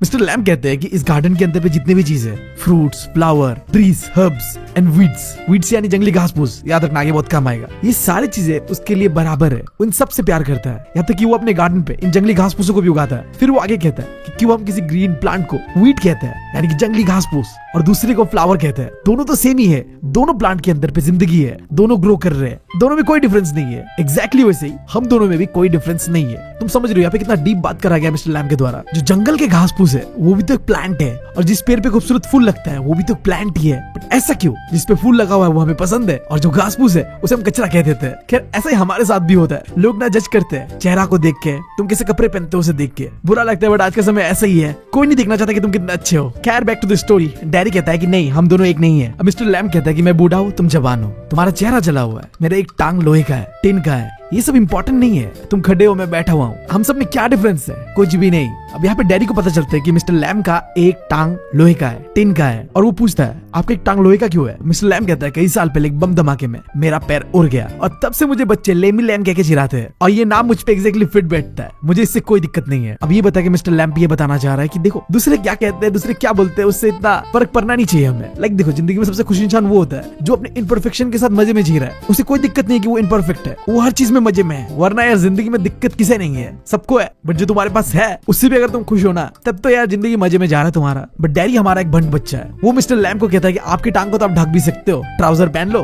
ढक जाएगा, कोई देखेगा नहीं, कोई नोटिस नहीं करेगा, कोई चिढ़ाएगा नहीं। फिर मिस्टर लैम्ब समझाता है डैडी को ऐसा नहीं है, कुछ लोग देखते हैं कुछ लोग नहीं देखते और कुछ लोग देख देख के थक जाते हैं, दुनिया में बहुत सारे और चीजें जिसे लोग देख सकते हैं। तो डैडी कहता है कि हाँ जैसे कि मेरा फेस। तो मिस्टर लैम्ब समझाता है कि नहीं नहीं तुम्हारा चेहरा नहीं, तुम्हारे चेहरे के अलावा भी बहुत सारी चीजें, जैसे कि ये क्रैब एप्पल्स, इस गार्डन के घास फूस, स्पाइडर के बुने हुए जाली और मेरे लंबे लंबे सनफ्लावर्स। मिस्टर लैम्ब डैडी को मोटिवेट करने के लिए कि अपने आप को ना इतना नेगेटिवली मत देखो, वो उसे ब्यूटी एंड द बीस्ट का कहानी सुनाने लगता है। आई होप तुम लोगों ने ये मूवी देखा होगा, पता नहीं क्यों लॉन्डियो को बहुत ज्यादा पसंद है। मैं आज तक जितने भी लॉन्डियो से मिला हूँ उन्हें पूछता हूँ ना ब्यूटी एंड द बीस्ट देखा है, वो कहते कि हाँ मैंने देखा है। तुम लॉन्डियो मुझे बताओ कि तुम लोगों को इतना क्यों पसंद है ये मूवी, अब लगता है मुझे भी देखना होगा। खैर जब mister lamb beauty and the beast का बात करता है ना डैडी चिढ़ जाता है, वो मिस्टर लैम्ब को कहता है आपको क्या लगता है मुझे इसके बारे में नहीं पता, अब से पहले भी मुझे कई सारे लोगों ने ऐसे कहानियां सुना है जहाँ ये मैटर नहीं करता कि तुम्हारा लुक्स कैसा है, मैटर नहीं करता है कि तुम्हारा दिल कैसा है और कोई इंसान कितना हैंडसम है वो उसके काम से पता चलता है। ब्यूटी एंड द बीस्ट में एक मॉन्स्टर होता है जिसे एक लड़की किस कर देती है एंड फिर वो एक प्रिंस बन जाता है, हैंडसम सा प्रिंस। बट ये सारी चीजें सिर्फ स्टोरी में अच्छा लगता है, ये सारी चीजें मेरे साथ नहीं होगा, मुझे अगर कोई बंदी किस भी कर देना मैं ऐसे ही रहूंगा, चेंज नहीं होने वाला। फिर आगे डैडी कहता है कि मुझे आज तक किसी ने किस नहीं करा। अबे भाई तू 14 साल का है, तुझे कौन किस करेगा, यहाँ मेरी आधी उम्र निकल गई, अब तक मुझे किसी ने किस नहीं करा, अभी तक सिंगल बैठा हो, साला ये 14 साल का लौंडा किस चीज की बातें कर रहा है, मतलब पढ़ाते हुए गुस्सा आ जा रहा है। खैर back to the story, daddy कहता है कि आज तक बस उसके मॉम ने उसे किस करा है, वो भी उस साइड पे किस करा है जहाँ उसका चेहरा नहीं जला हुआ है, और इसीलिए डैडी को बिल्कुल पसंद नहीं होता जब उसकी मॉम उसे किस करती है, क्योंकि उसकी मॉम शायद दिल से किस नहीं करती है, उसे मॉम है माँ है करना पड़ता है इसलिए वो करती है, उसे दया नहीं चाहिए, उसे फर्क नहीं पड़ता कि कोई उसे किस करे या ना करे, ऐसा वो कहता है। अब यहाँ पे मिस्टर लैम्ब एक बहुत अच्छा चीज कहता है, अच्छा ठीक है लोग तुम्हें किस करे नहीं करे तुम्हें फर्क नहीं पड़ता, बट अगर तुम किसी को किस ना कर पाओ इससे भी तुम्हें फर्क नहीं पड़ेगा। डैडी कहता है क्या, मिस्टर लैम्ब कहता है वो खूबसूरत लड़की है जिसके लंबे लंबे बाल होते हैं, बड़े बड़े आंखें होते हैं, क्या तुम उन्हें किस नहीं करना चाहोगे, और साथ ही साथ वो लोग जिन्हें तुम प्यार करते हो क्या तुम उन्हें किस नहीं करना चाहोगे। तो डैडी कहता है कि कौन मुझे करने देना चाहेगा, कोई नहीं देगा मुझे ऐसा करने। डैडी भाई इस बात से तो मैं भी रिलेट कर पा रहा हूँ यार, मुझे भी कोई करने नहीं दे रहा, कोई तो दे दो यार। Us bro us.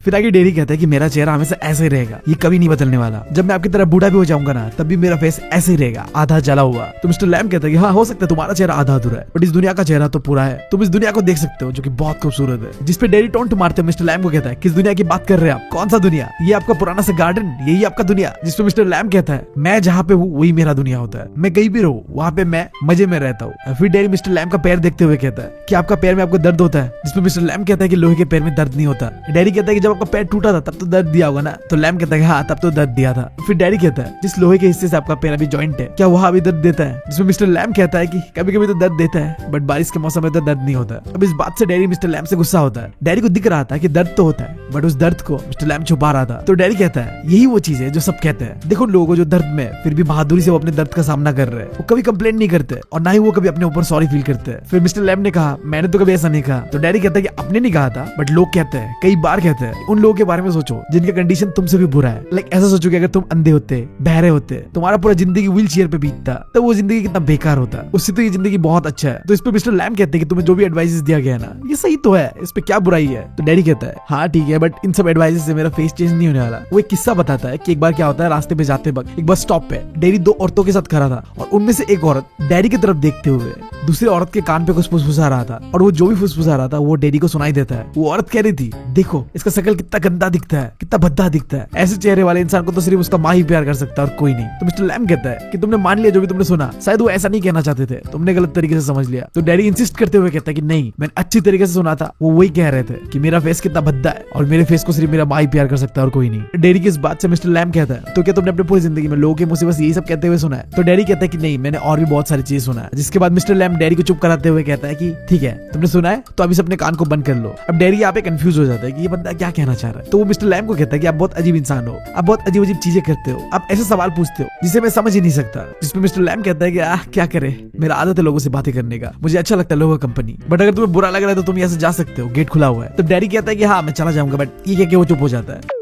बट इसके बाद मिस्टर लैम कहता है कि उसके गच्ची के पीछे में एक मधुमक्खी का छत्ता है जहाँ हमेशा मधुमक्खी भिनभिनाते रहता है, बट जब तुम ध्यान से मधुमक्खी का भिनभिनाना लंबे समय तक सुनोगे ना तो वो तुम्हें गाने की तरह लगेगा। और ये चीज मिस्टर लैम को बहुत ज्यादा पसंद है। मिस्टर लैम को मधुमक्खी का भिनभिनाना गाने की तरह लगता है और वो उसे सुनते हैं मजे से। देखो जब डैडी पहली बार मिस्टर लैम के गार्डन पे आया था ना तो मिस्टर लैम को देख के घबरा गया था और वहां से जाना चाहता था, बट अभी वो कहता है कि उसे ये जगह पसंद आ रहा है। तो मिस्टर लैम कहता है कि अगर तुम्हें पता होता है कि यहाँ पे मैं हूँ तो शायद तुम नहीं आते। तो डैडी कहता है हाँ शायद तब मैं नहीं आता। अब यहाँ पे देखो डैडी बताएगा कि क्यों वो लोगों से डरता है, वो अकेला रहता है। जब भी वो लोगों के पास से गुजरता है ना तो लोग उसे घूरते हैं, उससे डरते हैं और ये चीज डैडी को बिल्कुल पसंद नहीं आता है। और यही वो कारण है जिसके वजह से डैडी मिस्टर लैम को कहता है कि अगर उसे पता होता कि इस गार्डन में भी कोई है तो वो शायद यहाँ नहीं आता। जबकि यहाँ का वाइब उसे बहुत पसंद आ रहा है बट उसे इंसानों से इंटरेक्ट नहीं करना। देखो यार डैडी का बात मैं समझ सकता हूँ, मैं बहुत बड़ा इंट्रोवर्ट हूँ। मैंने अपना आधा जिंदगी भाई साहब अकेले रूम पे बिताया है और मुझे इस चीज से दिक्कत भी नहीं है। मेरी जिंदगी का दो ही फंडा है, मैं अकेला रहना चाहता हूँ और मैं एडवेंचर करना चाहता हूँ अपने बाइक के साथ। मुझे ज्यादा लोग नहीं चाहिए यार, दो चार प्यार करने वाले लोग है बहुत है यार, वो पप्पी देने वाले लोग भी चाहिए यार, मतलब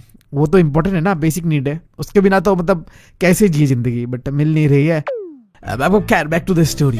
अब मिस्टर लैम्प एक कहानी सुनाता है डैडी को। एक इंसान था जो हर चीज से डरता था, उसे दुनिया के हर एक चीज से डर लगता था। उसे लगता था कि वो अगर घर से बाहर जाएगा तो रास्ते पे चलते हुए बस उसे ठुक के चला जाएगा, या फिर कोई इंसान अपने मुंह का डेडली जम्प्स उसके मुंह पे डाल देगा, या कोई डोंकी उसे ऐसा किक मारेगा कि वो मर ही जाएगा। और इससे भी कुछ नहीं हुआ तो बिजली गरज के तो पक्का मर ही जाएगा। अगर उसने किसी लड़की से प्यार कर लिया तो वो लड़की उसे छोड़ के चली जाएगी, या फिर वो ऐसे रास्ते पे चलते चलते किसी केले के छिलके के नीचे जाके गिर जाएगा जिसे लोग देख के हंसेंगे उसके ऊपर। तो वो क्या करता है, अपने आप को एक रूम पे लॉक कर लेता है, डिसाइड करता है कि अभी से मुझे इस रूम पे रहना है। अब डैडी पूछता है फिर आगे क्या हुआ। मिस्टर लैम्प कहता है कि होना क्या था, एक दिन दीवार पे रखा हुआ एक पिक्चर उसके सर पे गिरता है और वो वहीं पे मर जाता है। देखो जिस दिन जिसको जाना होगा ना उसे कोई नहीं रोक सकेगा। तो जब तक हो इस दुनिया में यार हर एक पल को जियो। और कहते हैं कि अगर हर पल को जीना ना तो एडवेंचर करना जरूरी है। घर में बैठे बैठे एडवेंचर नहीं होता गाइस। मैं लॉन्डो को कहना चाहूंगा जिंदगी में कुछ करो या ना करो एक बाइक जरूर खरीद लेना और दूर दूर घूमने निकल जाना, मतलब जिंदगी का असली मजा यही तो है।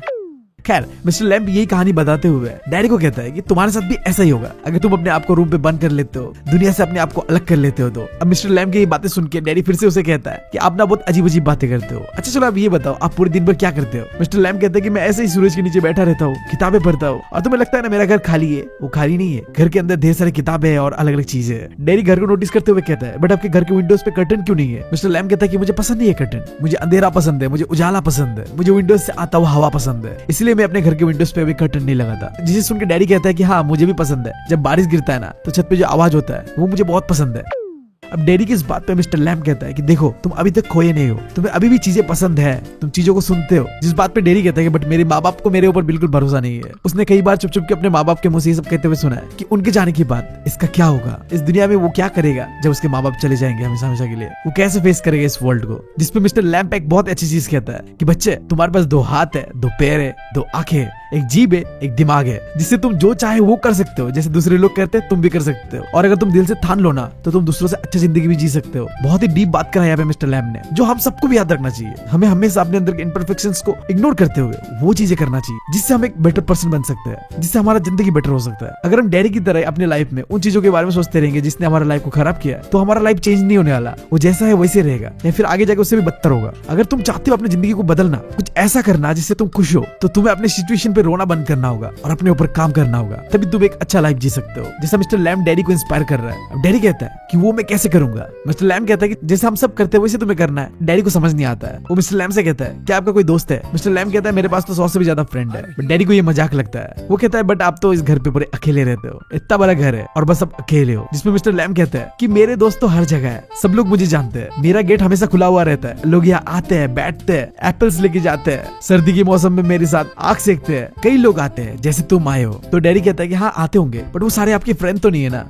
अब हमें यहाँ पे मिस्टर लैम की इस बातों से समझ आ रहा है कि मिस्टर लैम ना बहुत ओपन माइंडेड है। वो किसी के साथ भी दोस्ती कर लेता है। हो सकता है वो अकेला है, बट वो अपनी सिचुएशन पे रो नहीं रहा है। वो सबके साथ एंजॉय कर रहा है जिंदगी को। जो भी उसके पास आता है वो उसके साथ लाइफ को जी रहा है, जैसा वो अभी डैडी के साथ जी रहा है। उससे बातें कर रहा है, कन्वर्सेशन कर रहा है, अपना भी टाइम पास हो जा रहा है और उस बच्चे को भी कुछ ज्ञान दे रहा है। मिस्टर लैम ने बातों ही बातों में उसे अपना फ्रेंड कह दिया था, बट डैडी कहता है कि नहीं, मैं आपका फ्रेंड नहीं हूँ। आपको तो ये भी नहीं पता कि मेरा नाम क्या है, मैं कहाँ से आया हूँ। तो मिस्टर लैम कहता है कि ये जरूरी है क्या आप मुझे तुम्हारा पूरा डिटेल्स किसी कागज में लिख के एक बॉक्स में जमा करना होगा, तभी जाके हम दोस्त बनेंगे। जिस बात पे डैडी कहता है कि नहीं ऐसा तो नहीं है। इसके बाद मिस्टर लैम कहता है अच्छा चलो अपना नाम बताओ, अगर तुम बताना चाहते हो तो बता सकते हो, वरना तुम्हारी मर्जी। डैडी कहता है वैसे तो मेरा नाम डैडी है, बट मुझे डैरिक कहते हैं, बट मुझे वो चीज पसंद नहीं है, तो मैं डैडी हूँ बस।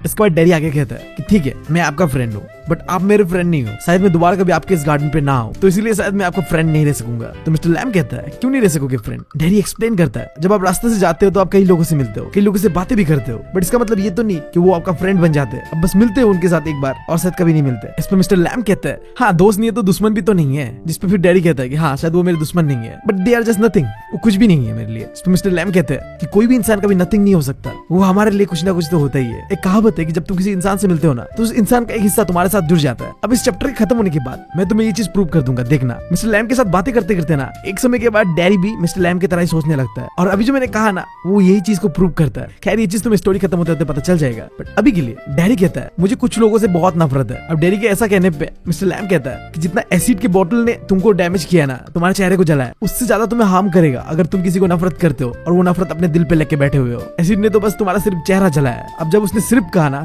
तो डैडी यहाँ पे गुस्सा हो जाता है। वो कहता है क्या ओनली। मिस्टर लैम अपने आप को डिफेंड करते हुए कहता है कि हाँ जैसे मेरा सिर्फ ब्लास्ट से एक पैर उड़ा है, बट मेरे साथ इससे भी बुरा कुछ हो सकता था। उसी तरीके से अगर तुम अपने अंदर हेट्रेड रखते हो ना तो बस तुम्हारा चेहरा नहीं, तुम अंदर से अपने आप को जला सकते हो, खत्म हो जाओगे तुम। इसीलिए कहता है जब तुम्हारे अंदर पे नफरत होता है ना तो वो तुम्हें अंदर से खा देता है। अब फिर डैडी मिस्टर लैम को एक कहानी सुनाता है उसके साथ क्या हुआ था एक समय में, जब उसके चेहरे पे ऐसा एसिड गिर गया होगा और वो हॉस्पिटल से वापस आ रहा था। तो एक औरत कहती है कि अच्छा होता कि वो अगर हॉस्पिटल पे रह जाता, हॉस्पिटल में उसे उसके जैसे लोग मिलते और वो वही ठीक रहता। वो औरत ऐसा मानती थी कि ना अंधे लोगों को अंधों के साथ ही रहना चाहिए और इडियट लड़कों को इडियट लड़कों के साथ ही रहना चाहिए। जिसमें मिस्टर लैम कहते हैं तो क्या जिसके टांग नहीं है वो सब इकट्ठे रहे एक साथ। डैडी कहता है हाँ शायद उस औरत का तो ऐसे ही मानना था। अब इसमें मिस्टर लैम कहता है आई डोंट नो वो कैसा दुनिया होगा। डैडी कहता है जैसा भी होगा जो दुनिया अभी है उससे तो बेटर होगा। लोग तुम्हें घूरेंगे नहीं क्योंकि तुम लोगों से अलग नहीं होगे, क्योंकि देखो उसका चेहरा जला हुआ है, सब उसे घूरते हैं, उसे ऐसा फील कराते हैं कि वो अलग है, अजीब है, वो नॉर्मल नहीं है। और डैडी का ये बात ना वही इंसान समझ सकता है जो अपने आप को ऐसा फील करता है कि वो नॉर्मल नहीं है। स्पेशली लोग उसे ऐसा ट्रीट कर रहे हैं जैसे वो नॉर्मल है ही नहीं। खैर यहाँ पे मिस्टर लैम डैडी को कहता है कि तुम्हें क्या लगता है तुम्हारा चेहरा जला हुआ है और अगर तुम्हें ऐसे जले हुए लोगों के साथ रख देंगे तो तुम एक जैसे होगे? नहीं, हम सब अलग है, चाहे हम जितना भी सेम दिखे, हमारे अंदर पे खुद का अपना यूनिकनेस है जो हमें दूसरों से अलग करता है। अब ये सुन के डैडी कहता है कि आप ये सब बातें कैसे कर लेते हैं? जिस पे मिस्टर लैम कहता है मैं देखता हूँ, मैं सुनता हूँ और मैं सोचता हूँ, और शायद यही चीज की वजह से मैं ऐसे डीप बातें कर पाता हूँ। अगर तुम्हें असली जिंदगी जीना है ना तो चीजों को ऑब्जर्व करना शुरू कर दो। और ये जो अभी मिस्टर लैम ने कहा वॉचिंग, लिसनिंग एंड थिंकिंग, ये और कुछ नहीं ऑब्जर्वेशन है। अपने आसपास को ऑब्जर्व करो, लोगों को ऑब्जर्व करो, तभी तुम असली में जिंदगी को जी रहे होगे।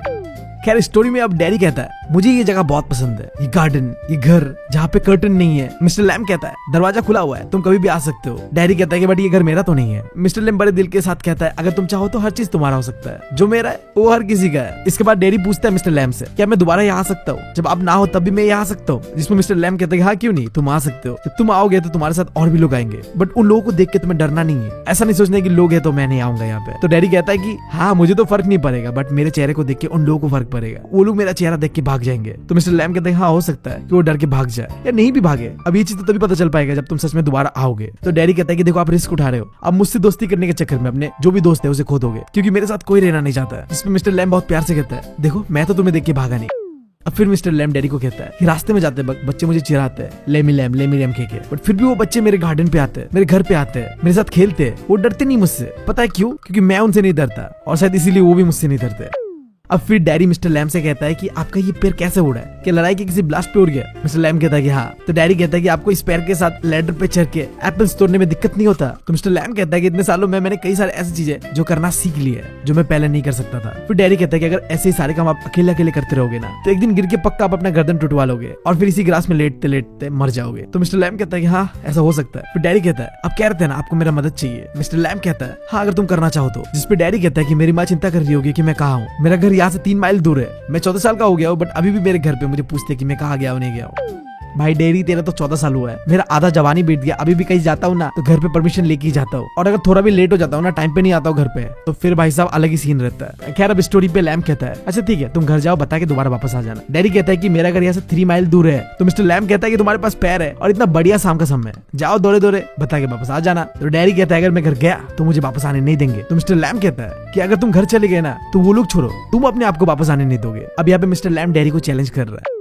किसी को जिंदगी में कभी भी चैलेंज कर लेना बट एक बच्चे को, एक भंड से बच्चे को कभी चैलेंज मत करना। वो अपना नाक रगड़ लेगा बट अपना स्टूपिड से चैलेंज कंप्लीट करेगा जरूर। अब डैडी भी तो 14 साल का बच्चा ही है, उसे ये बात ईगो पे लग जाता है। वो मिस्टर लैम को कहता है कि आप मुझे जानते नहीं हो ठीक है, मैं बहुत कुछ कर सकता हूँ। तो मिस्टर लैम कहता है हाँ ठीक कहा तुमने, मैं तुम्हें जानता नहीं हूँ, वो तो तुम ही जानते हो कि तुम क्या हो और तुम क्या कर सकते हो।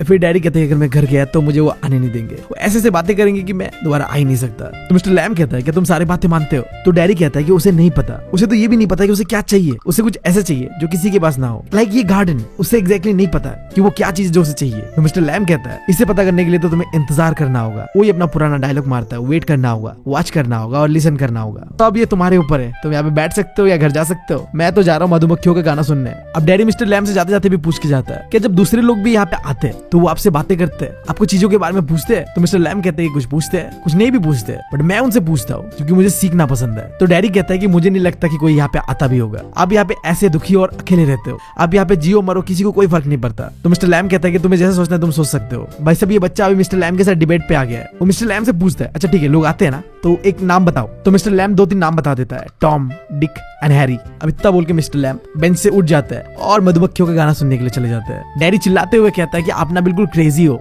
आप कभी भी कोई सेंस वाला बातें नहीं करते हो। अब मिस्टर लैम कहता है हाँ ये बहुत अच्छा बहाना है दोबारा यहाँ वापस नहीं आने का, तुम्हारा चेहरा जला हुआ है, उससे तुम डर रहे हो, दोबारा यहाँ आना नहीं चाहते और यहाँ पे तुम दूसरों का बहाना दे रहे हो। अब जब मिस्टर लैम चेहरा जलने का बात कहता है तो डैडी को बुरा लगता है। वो मिस्टर लैम को कहता है कि आप भी ना दूसरे लोगों की तरह ही हो, आप भी वही चीजें बोल रहे हो जो दूसरे लोग बोल के मुझे हर्ट करते हैं। अगर आप मेरे फेस पे तरस नहीं खा रहे हो तो इसका मतलब आप मुझसे डर रहे हो, और अगर आप मुझसे डर भी नहीं रहे हो तो इसका मतलब आप सोच रहे हो मैं बहुत अगली हूँ। वो चिल्लाते हुए मिस्टर लैम को कहता है कि आपको लगता है मैं अगली हूँ, मैं एक डेविल जैसा दिखता हूँ। अब इस पे मिस्टर लैम जवाब नहीं देते, वो उठ के चले जाते हैं मधुमक्खियों का गाना सुनने।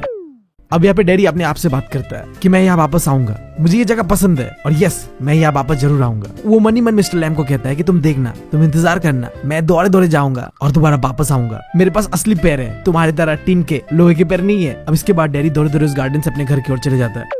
अब मिस्टर लैम यहाँ पे हम ऑडियंस से कहता है कि सब कहते हैं कि लोग वापस आएंगे बट कोई वापस नहीं आता, वो बस कहने की बातें होती है कि मैं वापस आऊंगा, बट इन रियलिटी कोई वापस नहीं आता। अब ये जो स्टेटमेंट है ना ये बता रहा है कि भाई साहब हमारा जो मिस्टर लैम है ना ये भी ऐसा नहीं कि बहुत खुश है, वो भी बहुत अकेला है, इसलिए जब भी कोई आता है उसे अपना दोस्त बना लेता है, उसे बातें करने लगता है। अब कोई भी इंसान अपने अकेलेपन से कैसे डील करेगा, ऐसे तो करेगा। खैर अब सीन शिफ्ट होता है, डैडी घर पहुंचता है और अपने माँ से कन्वर्सेशन करने लगता है।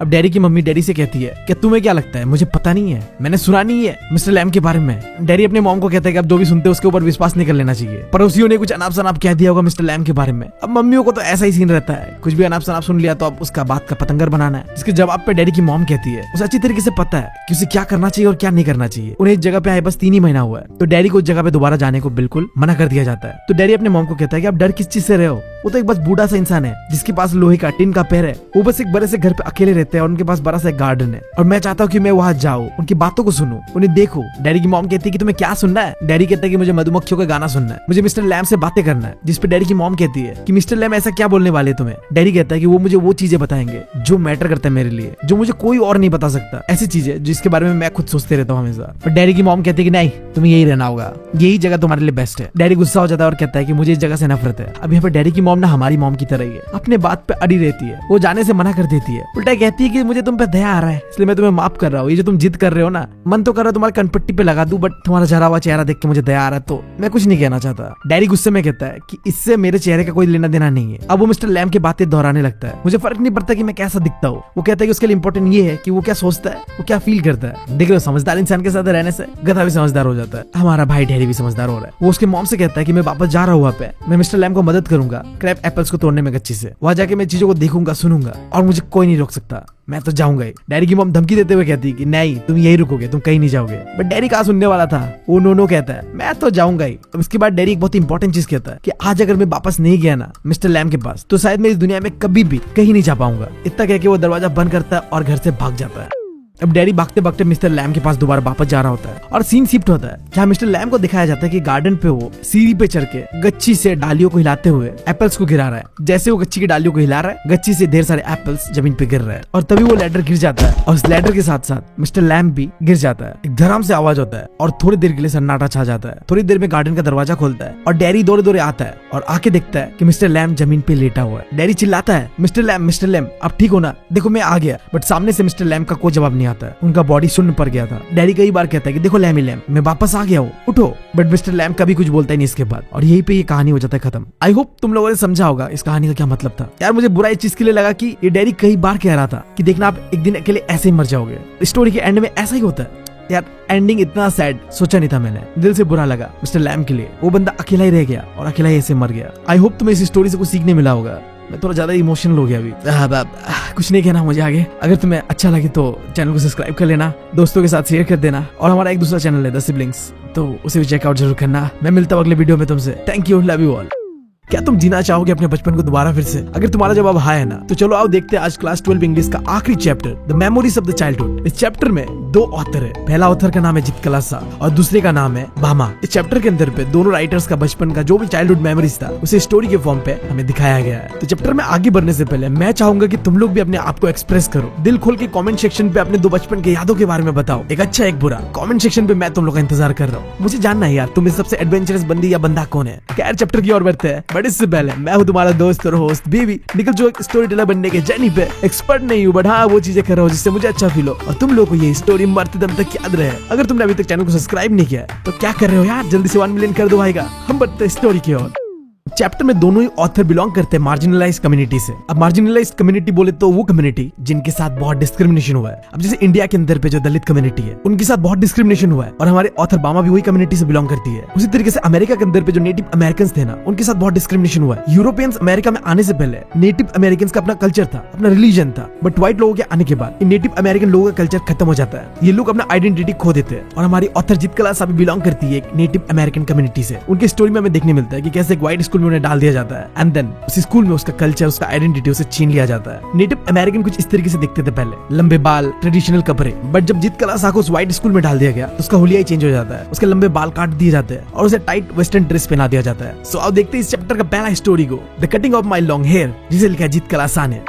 हमारा स्टोरी स्टार्ट होता है इस बिल्डिंग को दिखाते हुए जो कि एक स्कूल था अमेरिका के अंदर पे। उस समय व्हाइट लोग इसे चला रहे थे, बट यहाँ कोई व्हाइट लोग नहीं पढ़ते थे, यहाँ पढ़ते थे नेटिव अमेरिकन। इस स्कूल में नेटिव अमेरिकन को पढ़ाई से ज्यादा व्हाइट लोगों के तौर तरीके सिखाया जाता था और इसी स्कूल में पढ़ती थी हमारी ऑथर जित कलासा। उसमें ठंड का मौसम था, स्कूल चारों ओर बर्फ से घिरा हुआ था और जो आसपास के गच्चियां थे वहाँ पे एक भी पत्ता नहीं था। सडनली एक सफेद बालों वाली औरत बड़े से घंटे को बजाती है और स्कूल में जितने बच्चे थे उन्हें डाइनिंग हॉल में ब्रेकफास्ट करने के लिए बुलाती है। अब देखो इस स्कूल का ना बहुत सारे स्ट्रिक्ट रूल था और बच्चों को एक्जैक्टली वही फॉलो करना होता था। जैसे घंटा बजता है बच्चे दौड़ भग करने लगते हैं और फ्लोर में उनके पैर का आवाज बहुत जोर जोर से आ रहा होता है। अब हमारी ऑथर जितकला साका स्कूल का ये पहला दिन था। इससे पहले वो कभी स्कूल नहीं गई थी, उसे स्कूल के बारे में कोई आइडिया नहीं था। तो जब पहली बार उसके कान पे से जोर से घंटा बजाने का आवाज आता है ना, वो घबरा जाती है। और बच्चों के दौड़ने की वजह से जो फ्लोर में जूते का आवाज होता है ना, उससे भी हमारी ऑथर घबरा रही होती है। शायद आज से पहले उसने इतने बच्चे एक साथ कभी देखे ही नहीं थे। ऊपर से हमारी ऑथर जितकला साका को अंग्रेजी नहीं आता था, तो जब बच्चे अंग्रेजी में बात कर रहे होते हैं उसे कुछ समझ नहीं आ रहा होता है। और इस पूरी सिचुएशन को देखने के बाद एक छोटी सी बच्ची जिसने पहली बार स्कूल देखा था ना, वो घबरा जाती है, वो कंफ्यूज हो जाती है। उसे समझ नहीं आ रहा था क्या करना है। उसका मन कर रहा था कि बस किसी तरीके से इस स्कूल से भाग जाओ और अपने घर चली जाओ और जैसा मैं जीती हूँ अपने कल्चर के हिसाब से वैसी जीऊं। बट वो अब ऐसा नहीं कर सकती।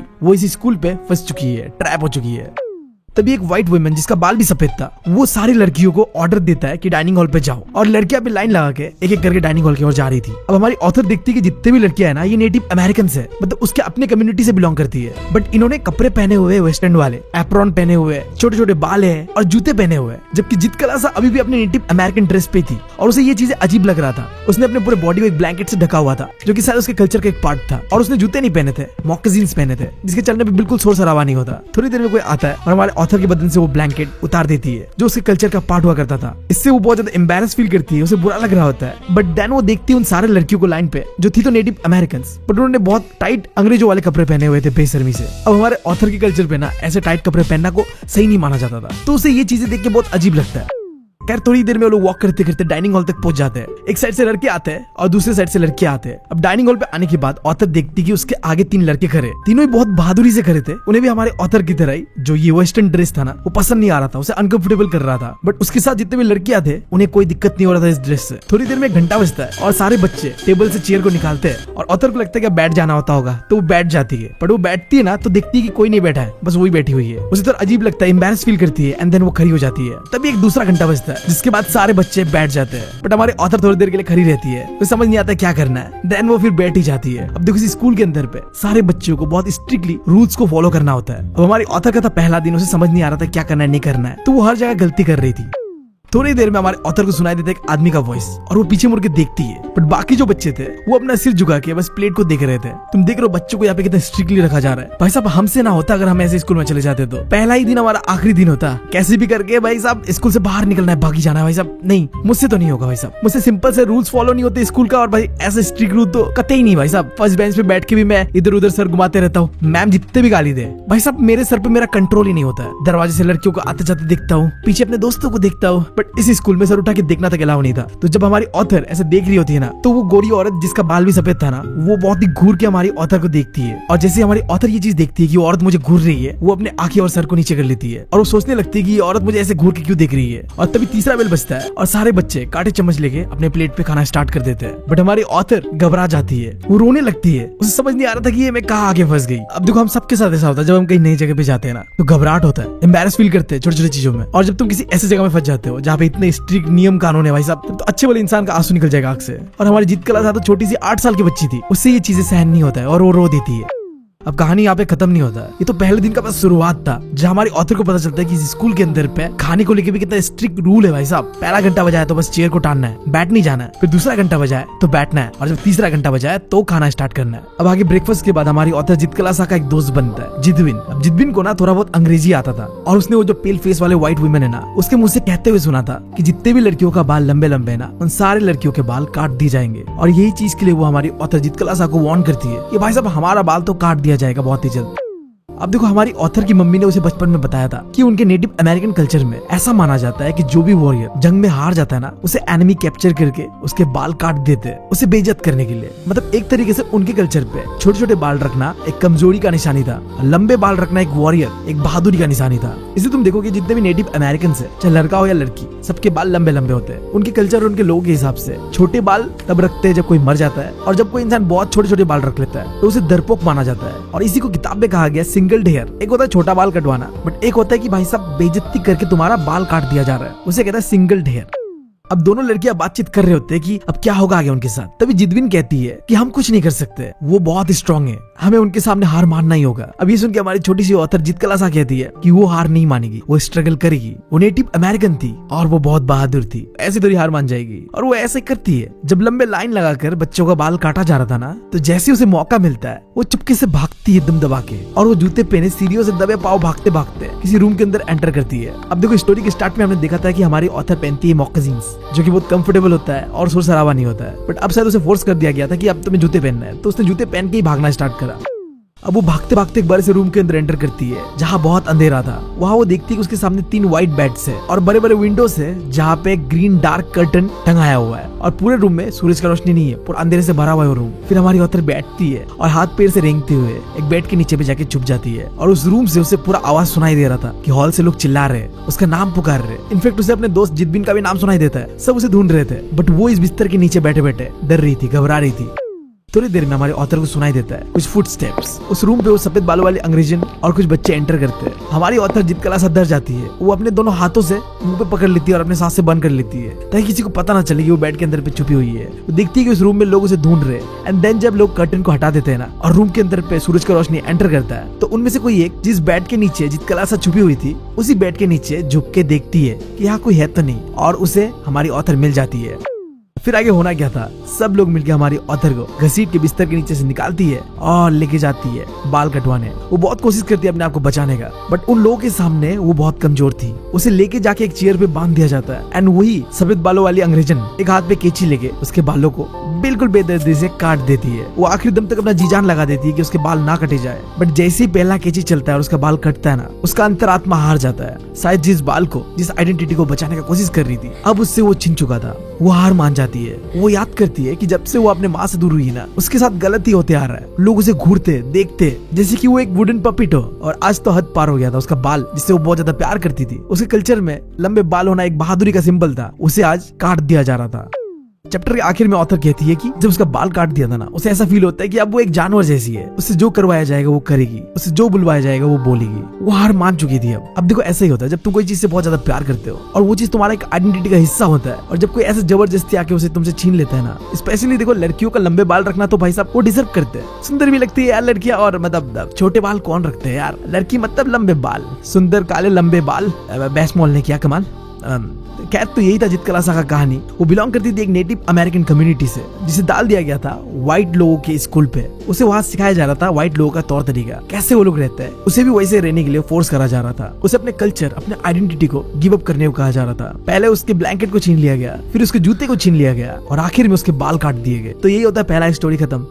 तो अब आओ देखते हैं मेमोरीज ऑफ चाइल्डहुड का पार्ट 2 को, जिसकी ऑथर है बामा। उनकी स्टोरी का नाम है we too are human beings. But story में बढ़ने से पहले ऑथर बामा के बारे में थोड़ा बात करते हैं। हमारी ऑथर बामा एक तमिल दलित वुमेन राइटर है, जिन्होंने बचपन से अपने आंखों से देखा है डिस्क्रिमिनेशन होते हुए दलित लोगों के खिलाफ। वो खुद भी एक दलित थी और उसने बहुत करीब से देखा है कि कैसे सोसाइटी दलित लोगों के साथ ट्रीट करता है। और उसका बचपन का जो भी एक्सपीरियंसेस था ना, उसने अपने ऑटोबायोग्राफी कुरुकू में लिखा था। और उनका ये story we too are human being उनके बायोग्राफी कुरुकू का एक छोटा सा हिस्सा है। अब ये जो वर्ड है कुरुकू, ये एक पत्ता है जिसे कहते हैं पल्मायरा लिप्स, और कुरुकू का मतलब है कोई नया जिंदगी, कोई बहुत फ्रेश सा चीज जिसके अंदर स्ट्रेंथ भी हो। अब हमारे ऑथर के लिखे हुए जितने भी स्टोरीज थे, वहाँ बहुत दुख दर्द छुपा हुआ होता था, बट दुख दर्द के अलावा उनके अंदर उम्मीदें भी होता था कि कैसे वो उस दुख दर्द से बाहर निकलता है। और वो अपने स्टोरी में भी यही करती है। आओ पढ़ते हैं we too are human beings, written by Bama. But इससे पहले मैं हूँ तुम्हारा दोस्त और होस्ट बीवी, निकल चुका स्टोरी टेलर बनने के जर्नी पे। एक्सपर्ट नहीं हूँ, बड़ा वो चीजें कर रहा हूँ जिससे मुझे अच्छा फील हो और तुम लोग को ये स्टोरी मरते दम तक याद रहे। अगर तुमने अभी तक चैनल को सब्सक्राइब नहीं किया तो क्या कर रहे हो, जल्दी से सब्सक्राइब करके 1 मिलियन कर दो। हम बढ़ते हैं स्टोरी की ओर। अब देखो, हमारी कहानी का शुरुआत तब होता है जब हमारी ऑथर बामा एक छोटी सी बच्ची थी और वो क्लास 3 पे पढ़ती थी। उस समय उसने लोगों के मुंह से कभी भी कहते हुए नहीं सुना था अनटचेबिलिटी के बारे में, बट हाँ, उसे अच्छी तरीके से पता था क्या होता है अनटचेबिलिटी। उसने फील किया था, क्योंकि मैंने बताया था तुम्हें कि हमारी ऑथर बामा भी एक दलित थी, और अनटचेबिलिटी सोसाइटी के अंदर भी दलित लोगों के साथ ही करा जाता था। तुम्हें एक फैक्ट बताओ, मैं खुद भी एक दलित हूँ, और ये चीज मुझे खुद पता नहीं था यार। मतलब बहुत रिसेंटली मुझे पता चला है। इतने सालों से मुझे बुरा लगता था कि यार दलित लोगों के साथ बहुत गलत हो रहा है, बट आज पता चला साला मैं भी तो एक दलित हूँ। हे भगवान, अब मुझे सबसे ज्यादा बुरा मेरे लिए लग रहा है। मतलब मेरे एंसेस्टर के साथ भी मतलब अनटचेबिलिटी जैसा चीज हुआ होगा, डिस्क्रिमिनेशन हुआ होगा। अब मुझ पे कौन दया दिखाएगा यार, मैं तो इतने सालों से दया दिखा रहा हूँ। खैर, बैक टू द स्टोरी। अब एक दिन क्या होता है, हमारी ऑथर स्कूल से घर जा रही थी। उसके कंधे पे एक पुराना सा बैग टंगा हुआ था और स्कूल से घर का जो वॉकिंग डिस्टेंस था वो बस 10 मिनट का था। बट हमारी ऑथर भामा बहुत चुलबुली थी, वो इस 10 मिनट के रास्ते को आधे घंटे लगाती है। वो स्कूल से घर जाते वक्त रास्ते पे अलग अलग चीजों को देख के एंजॉय करते हुए घर जाती थी। अब तुम मुझे बताओ कि तुम्हारे घर से स्कूल का डिस्टेंस कितना था और तुम कैसे जाते थे यार स्कूल? मतलब अगर तुम बहुत ज्यादा अमीर ज्यादा होते होगे तो तुम्हारे लिए गाड़ी आता होगा पर्सनल, और अगर हमारे जैसे फकीर ज्यादा होते होगे तो अपने पैरों से चलते होगे। तुम कौन से वाले कैटेगरी में आते हो बता दो यार। खैर बैक टू द स्टोरी। हमारी ऑथर भामा स्कूल से घर आधे एक घंटे लगा के जाती थी। उसे रास्तों पे, दुकानों में, बाजारों में जो दिखता था वो सारी चीजें देखते देखते ही घर जाती थी। अब आओ जानते हैं स्टोरी में डिटेल में कि वो रास्तों पे क्या क्या देख के आधे एक घंटे लगाती थी। वो रास्ते पे जाते वक्त देखती थी मॉन्की डांस, बंदर नाच, तुम कुछ भी कह लो। फिर वो देखती थी कि एक सपेरा यानी कि स्नेक चार्मर अपने बांसुरी से सबको नचा रहा है। और वो देखती थी एक साइकिलिस्ट है जो कि 3 दिनों से साइकिल चला रहा है। वो सुबह से शाम तक बस पैडलिंग करे जा रहा है, साइकिल चलाए जा रहा है। और वो देखती है कि लोग उस साइकिलिस्ट की शर्ट पे पैसे टंगा के रखे हुए थे ताकि वो और ज्यादा मोटिवेट फील करे। और फिर हमारी ऑथर भामा जब थोड़ा और आगे चलती थी तो वो देखती थी स्पिनिंग व्हील्स को यानी कि चरखे को। थोड़ा आगे जाने पे हमारी ऑथर को दिखता है एक बड़ा सा टेम्पल, इसका नाम था मरियाता टेम्पल। उस टेम्पल के गेट पे एक बड़ा सा घंटा टंगा हुआ था और वो देखती थी कि टेम्पल के आगे लोग पोंगल फेस्टिवल का जो प्रसाद होता है उसे तैयार कर रही होती है। अब तुम मुझे यहाँ पे बताओ कि पोंगल कब मनाते हैं और कहाँ मनाते हैं। और थोड़ा और आगे जाने के बाद हमारी ऑथर को दिखता है गांधी जी का बड़ा सा स्टैचू, और उस स्टैचू के बगल में ऑथर देखती है कि लोग सुकान मछली बेच रहे हैं यानी कि ड्राई फिश बेच रहे हैं। और थोड़ा और आगे जाने पर हमारी ऑथर को दिखता था मिठाइयों की दुकान, भजियों की दुकान और ढेर सारे दुकान। देखो यार, बचपन ना हमारा बहुत खास होता है। हम छोटी से छोटी चीजों को बचपन में ध्यान से देखते हैं और पता नहीं बड़े होने के बाद इन सब चीजों पे नजर ही नहीं जाता है। हम छोटी छोटी चीजों में जो खुशियां होता है उसे ढूंढना बंद कर देते हैं और शायद इसी को कहते हैं कि तुम्हारा बचपन खो चुका है यार। तो अगर तुम्हें लग रहा है कि तुम्हारा भी बचपन खो चुका है ना, तो यार छोटी छोटी चीजों में खुशियां ढूंढो, शायद वही बचपना है।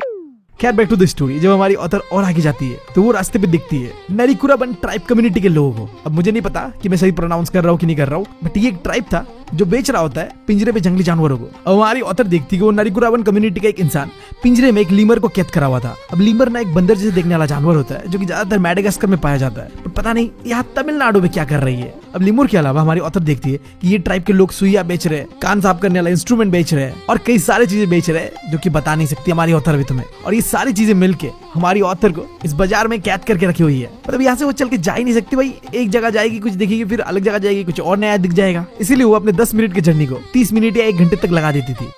अब वो यहाँ पे नहीं रुकती है, वो बताती है कभी कभी वो देखती है कि कुछ लोग पॉलिटिकल पार्टीज के आते हैं, स्टेज लगाते हैं एंड देन बहुत गुस्से में स्पीचेस देना स्टार्ट कर देते हैं। देन वो रास्ते पे देखती थी कि स्ट्रीट प्ले चल रहा है, मतलब यार तमाशे होते हैं ना, करते हुए दिखाते हैं वैसा कुछ। कभी उसे रास्ते पे पपेट शो दिखता था, तो कभी स्टंट मारते हुए लोग दिखते थे जो कहते थे कि no magic no miracle just stunt, like होता है ना चिंगारियों पे चल चल के जाते हैं लोग, वैसा कुछ। अब ये सारी चीजें समय समय पे हमारी ऑथर को दिखता है और जब भी दिखता था ना, हमारी ऑथर फुल एंटरटेन होती है। और अल्टीमेटली इन सारी चीजों से होता क्या था, हमारी ऑथर को घर जाने में लेट हो जाता था। और मान लो ये मैजिकल शो, पॉलिटिकल पार्टीज का बातें करना नहीं भी होता था ना, फिर भी हमारे ऑथर को दिखता था कि बाजार में एक कॉफी शॉप है जहाँ वेटर क्या करता है, कलाबाजी दिखाते हुए कॉफी को एक ग्लास से दूसरे ग्लास में डाल रहा होता है। या फिर वो देखती थी कि दुकानों के बाहर लोग प्याज काट रहे हैं और अपने मुंडी को तरह हटा के काट रहे, क्योंकि यार प्याज काटते वक्त आंख से आंसू निकल जाता है, वो तो तुम्हें भी पता होगा। या फिर हमारी ऑथर देखती थी एक बड़े से आलमंड ट्री को, जब जोर से हवा देता था ना तो गच्छी से आलमंड इधर उधर गिरते थे। और ये सारी चीजें हमारी ऑथर देखती थी। अब देखो लिस्ट बहुत लंबा है, मैं बताते बताते थक जाऊंगा, तुम समझ जाओ। जब इतने सारी चीजें रास्ते पे हमारी ऑथर देखती थी तो 10 मिनट का रास्ता आधा 1 घंटा तो लगना तो मतलब कंफर्म है यार। अब देखो आगे हमारी ऑथर बताती है कि सीजन के हिसाब से हमारी ऑथर को अलग अलग वेजिटेबल्स और फ्रूट भी दिखता था। लाइक उसे बाजार में मैंगो दिखता था, कुकुम्बर दिखता था, सुगरकेन दिखता था, स्वीट पोटैटो दिखता था, पाम फ्रूट्स दिखता था, प्लम सिरप दिखता था, प्लम फ्रूट दिखता था, जैक फ्रूट दिखता था, गुआवा दिखता था। मतलब मैं बताते बताते थक जाऊंगा, इतने सारी चीजें वो देखती थी। और साथ ही साथ हमारी ऑथर ये भी दिखती थी कि रोज लोग बेच रहे होते थे मिठाइयाँ, भजिया, हलवा। भाई साहब इतने सारी चीजें खाने का सुन के तो मुझे भूख लग रहा है यार। मतलब सही में मुझे कोई राजस्थान का रबड़ी खिला दो यार, मतलब बहुत टेस्टी था। 1 साल पहले मैं राजस्थान गया था और वहाँ का रबड़ी खा के तो मैं फैन हो गया वहाँ का। कोई अगर मुझे राजस्थान से सुन रहा है तो प्लीज यार थोड़ा रबड़ी मेरे घर भेजाई दो।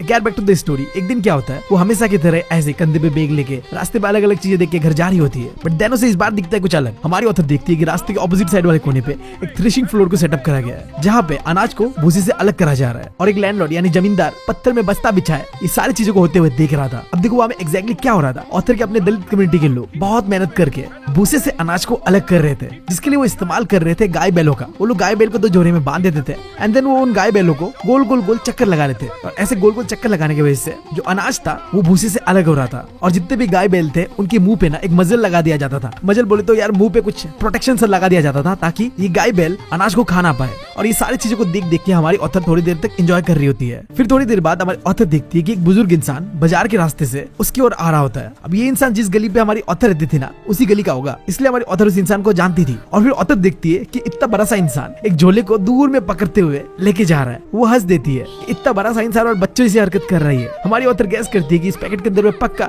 वड़ाई होगा या फिर ग्रीन बनाना भजिया होगा, क्योंकि उस पैकेट को जिस तरीके से रैप करा गया था ना उससे क्लियरली दिख रहा था तेल के दाग। अब ऐसा पैकेट के रैपर पे ऑयल देख के हमारी ऑथर कंफर्म हो जाती है कि इस पैकेट पे पक्का वड़ाई होगा या केले का भजिया होगा। बट हमारी ऑथर को अजीब लगता है जिस तरीके से वो इंसान उस भजिया के पैकेट को छू रहा था। वो लिटरली छू भी नहीं रहा था, वो बूढ़ा इंसान उस पैकेट को एक धागे से बांध के बहुत ही दूर से पकड़ते हुए लेके जा रहा था। अब फिर हमारे ऑथर बामा को लगता है कि जिस तरीके से वो बूढ़ा इंसान उस पैकेट को लेके चल रहा है ना पक्का उस पैकेट को गिरा देगा, बट ऐसा कुछ होता नहीं है।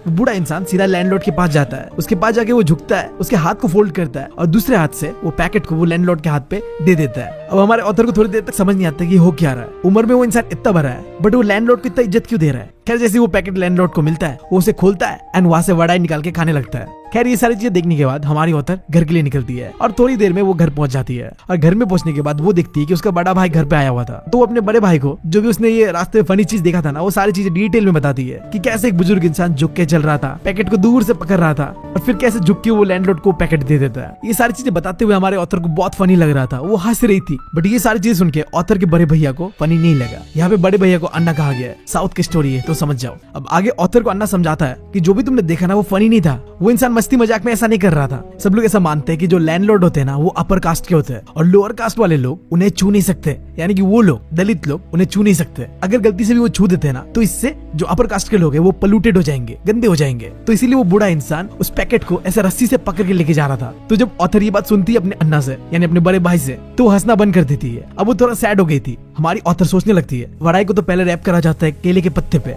एंड देन उसे कागज में पैक करके पार्सल करते हैं। तो कैसे वो अपर कास्ट के लोग ऐसा सोच लेते हैं कि अगर हम इस पैकेट को टच कर दे तो ये गंदा हो जाएगा। ये सारी चीज सोचते सोचते हमारी ऑथर बामा को गुस्सा आने लगता है। उसका मन करता है कि अभी जाकर उस वड़ाई को टच कर दूं और गंदा कर दूं ताकि वो लैंडलॉर्ड उसे खा ही ना पाए। हमारी ऑथर सोचने लगती है कि क्यों उनके गली का वो बुजुर्ग इंसान इतना मेहनत करके बाजार जाए और झुक झुक के उस पैकेट को बिना पकड़े दरे दरे उस लैंडलॉर्ड के पास लेके जाए और वो लैंडलॉर्ड बस आराम से उसे फाड़ के खाए और बदले में उस बुजुर्ग को इज्जत भी ना दे। ये सारी चीज सोच सोच के वो बहुत ज्यादा फ्रस्ट्रेटेड हो रही होती है, उसे गुस्सा आ रहा होता है क्योंकि शायद पहली बार हमारे ऑथर को पता चला था अनटचेबिलिटी क्या होता है। आई होप तुम्हें समझ आया होगा कि अनटचेबिलिटी का मतलब क्या होता है। ये अपर कास्ट के लोग सोचते थे कि जो लोअर कास्ट के दलित है ना ये अगर उनकी किसी भी चीज को छू देंगे ना तो वो गंदा हो जाएगा, पलूट हो जाएगा और इसी को नाम दिया गया अनटचेबिलिटी। अब हमारी ऑथर सोचने लगती है कि ये अपर कास्ट के लोग अपने आप को इतना महान कैसे सोचते हैं, इन्होंने क्या 4 पैसे कमा लिए तो ये इंसानों का फीलिंग्स की कदर नहीं करेंगे, हम भी तो इंसान है ना। वो सोचती है कि उनके लोगों को इन लोगों के लिए छोटे मोटे काम बिल्कुल नहीं करना चाहिए, हमें बस उन चीजों के लिए काम करना चाहिए जिन चीजों के लिए हमें बस पैसे मिलते हैं, हमें बस उनके खेतों में काम करना है, अपने पैसे लेने और वापस आ जाना है। अब हमारी ऑथर भामा अपने अन्ना के बारे में थोड़ा कुछ बताती है कि उनके अन्ना ना यूनिवर्सिटी में पढ़ते हैं और अब छुट्टी पे वो घर आए हुए हैं। उनके पड़ोस के गांव में एक लाइब्रेरी था, तो जब भी हमारे ऑथर के अन्ना को जरूरत पड़ता था किताबों का तो वो पड़ोस के गांव के लाइब्रेरी से जाके किताबें बोरो कर लिया करता था। तो एक दिन क्या होता है जब अन्ना पड़ोस के गांव के लाइब्रेरी से किताबें बोरो करके घर की ओर आ रहे होते हैं ना तो गुजरते एक इरिगेशन टैंक के पास से। अब वहां से गुजरते वक्त अन्ना का मुलाकात होता है जमींदार के कोई आदमी से। अब वो आदमी अन्ना को देखता है और पहचान नहीं रहा था कि ये है कौन, तो अन्ना को पूछता है अप्पा तुम कौन हो, तुम्हारा नाम क्या है। वैसे मैंने इंटरनेट पे पढ़ा था कि तमिल में अप्पा को डैड कहते हैं, बट स्टोरी के सेंस पे क्या कहा जा रहा है मुझे समझ नहीं आ रहा। बट वो इंसान हमारे अन्ना को कहता है कि अप्पा आप कौन हो, आपका नाम क्या है। तो अन्ना अपना नाम बताता है और नाम बताने के साथ साथ वो इंसान पूछता है तुम कौन से गली पे रहते हो। अब यहाँ पे देखो ये चीज हमें इसलिए बताया जा रहा है जैसे अन्ना यानी कि हमारे ऑथर का जो बड़ा भाई है वो अपना एड्रेस बता देगा ना वो जमींदार के आदमी को पता चल जाएगा किसका कास्ट क्या है। जो लोअर कास्ट के लोग थे ना उन्हें सोसाइटी में अलग कर दिया गया था, तो अपर कास्ट के लोगों को पता होता था कि लोअर कास्ट के लोग कहाँ रहते हैं, कौन से गली में रहते हैं। तो अगर अन्ना बता देता कि वो कौन से गली पे रहता है, कौन से सड़क पे रहता है, तो उस आदमी को जो कि जमींदार के यहाँ काम करता है पता चल जाएगा कि अन्ना कौन से कास्ट से बिलोंग करता है। खैर अब आखिर में हमारे ऑथर बामा के बड़े भाई अन्ना उन्हें एक बहुत ही अच्छा चीज बताते हैं क्योंकि वो लोग इसी कम्युनिटी में पैदा हुए यानी कि दलित कम्युनिटी में पैदा हुआ है, तो उन्हें समाज के अंदर पे सोसाइटी के अंदर पे इज्जत नहीं मिलने वाला। उनसे बहुत ही पहले ये सब चीजें छीन लिया गया है, उन्हें समाज में ऑनर रेस्पेक्ट डिग्निटी कुछ नहीं मिलेगा। हाँ बट एक तरीका है जिससे ये सारी चीजें वो अचीव कर सकते हैं। वो क्या है? Education and progress. अगर हम पढ़ लिख लेते हैं और बड़े इंसान बन जाते हैं ना, तो ये कास्ट, ये समाज, इन सब चीजों से हम ऊपर उठ जाते हैं। अगर तुम्हारे साथ आज कोई भी कुछ भी बुरा करता है ना, तो उससे लड़ो मत, उससे जवाब मत दो। तुम्हारे लिए सबसे बड़ा बदला उसके साथ ये होगा कि तुम सक्सेसफुल बनो, बहुत ज्यादा सक्सेसफुल, पढ़ो लिखो और भाई साहब उसके गांड चला दो। इससे बड़ा बदला कुछ हो ही नहीं सकता। और ऐसे ही कुछ अन्ना ने हमारी ऑथर बाबा को कहा था, अगर तुम पढ़ाई लिखाई करोगे, पढ़ाई में ध्यान दोगे ना, तो लोग तुम्हारे पास खींचे चले आएंगे। मेहनत करो, पढ़ो लिखो। अभी सारी बातें जो हमारे अन्ना ने हमारे ऑथर बाबा को बताया था ना, इस सारी बातों को हमारे ऑथर बहुत सीरियसली लेते हैं। इसके बाद से वो पागल की तरह पढ़ना शुरू करती है। वो जी जान लगा के पढ़ती है और क्लास में टॉप आती है। जैसा अन्ना ने कहा था वैसा ही होता है। जैसा ही वो टॉप करती है, लोग उसके और खींचे चले आते हैं, नए नए दोस्त बनते हैं और लोग उसे पसंद कर रहे थे। और इसी के साथ हमारा क्लास 12 का जर्नी यही पे होता है खत्म। अब शायद मेरा मुलाकात तुमसे कभी ना हो। तुम अपने रास्ते पे जाओगे, मैं अपने रास्ते पे। तो मेरा तुम सब लोगों को आखिरी बाय। मैं एक डेडिकेटेड वीडियो भी बनाऊंगा इसके ऊपर, तो इसका इंतजार जरूर करना। लगभग 2-3 साल हमने साथ बिताया, जितने भी लोग हैं, बट चलो एक कनेक्शन था हम लोगों के बीच। इस वीडियो को यहीं पे खत्म करते हैं। जाते जाते बस मैं तुम्हें इतना कहूंगा कि अगर तुम्हें मेरा याद आ जाए तो यार, मेरा एक चैनल है द सिबलिंग्स के नाम से, या फिर मेरा एक छोटा सा चैनल है मोटर ब्लॉगिंग का, द माउंटेन गाय। तुम उसे चेकआउट कर सकते हो और मेरे साथ हमेशा हमेशा के लिए जुड़ सकते हो। तो यार वीडियो को खत्म करते हैं और मेरी तरफ से आखिरी गुड बाय तुम लोग के लिए। Thank you, love you all.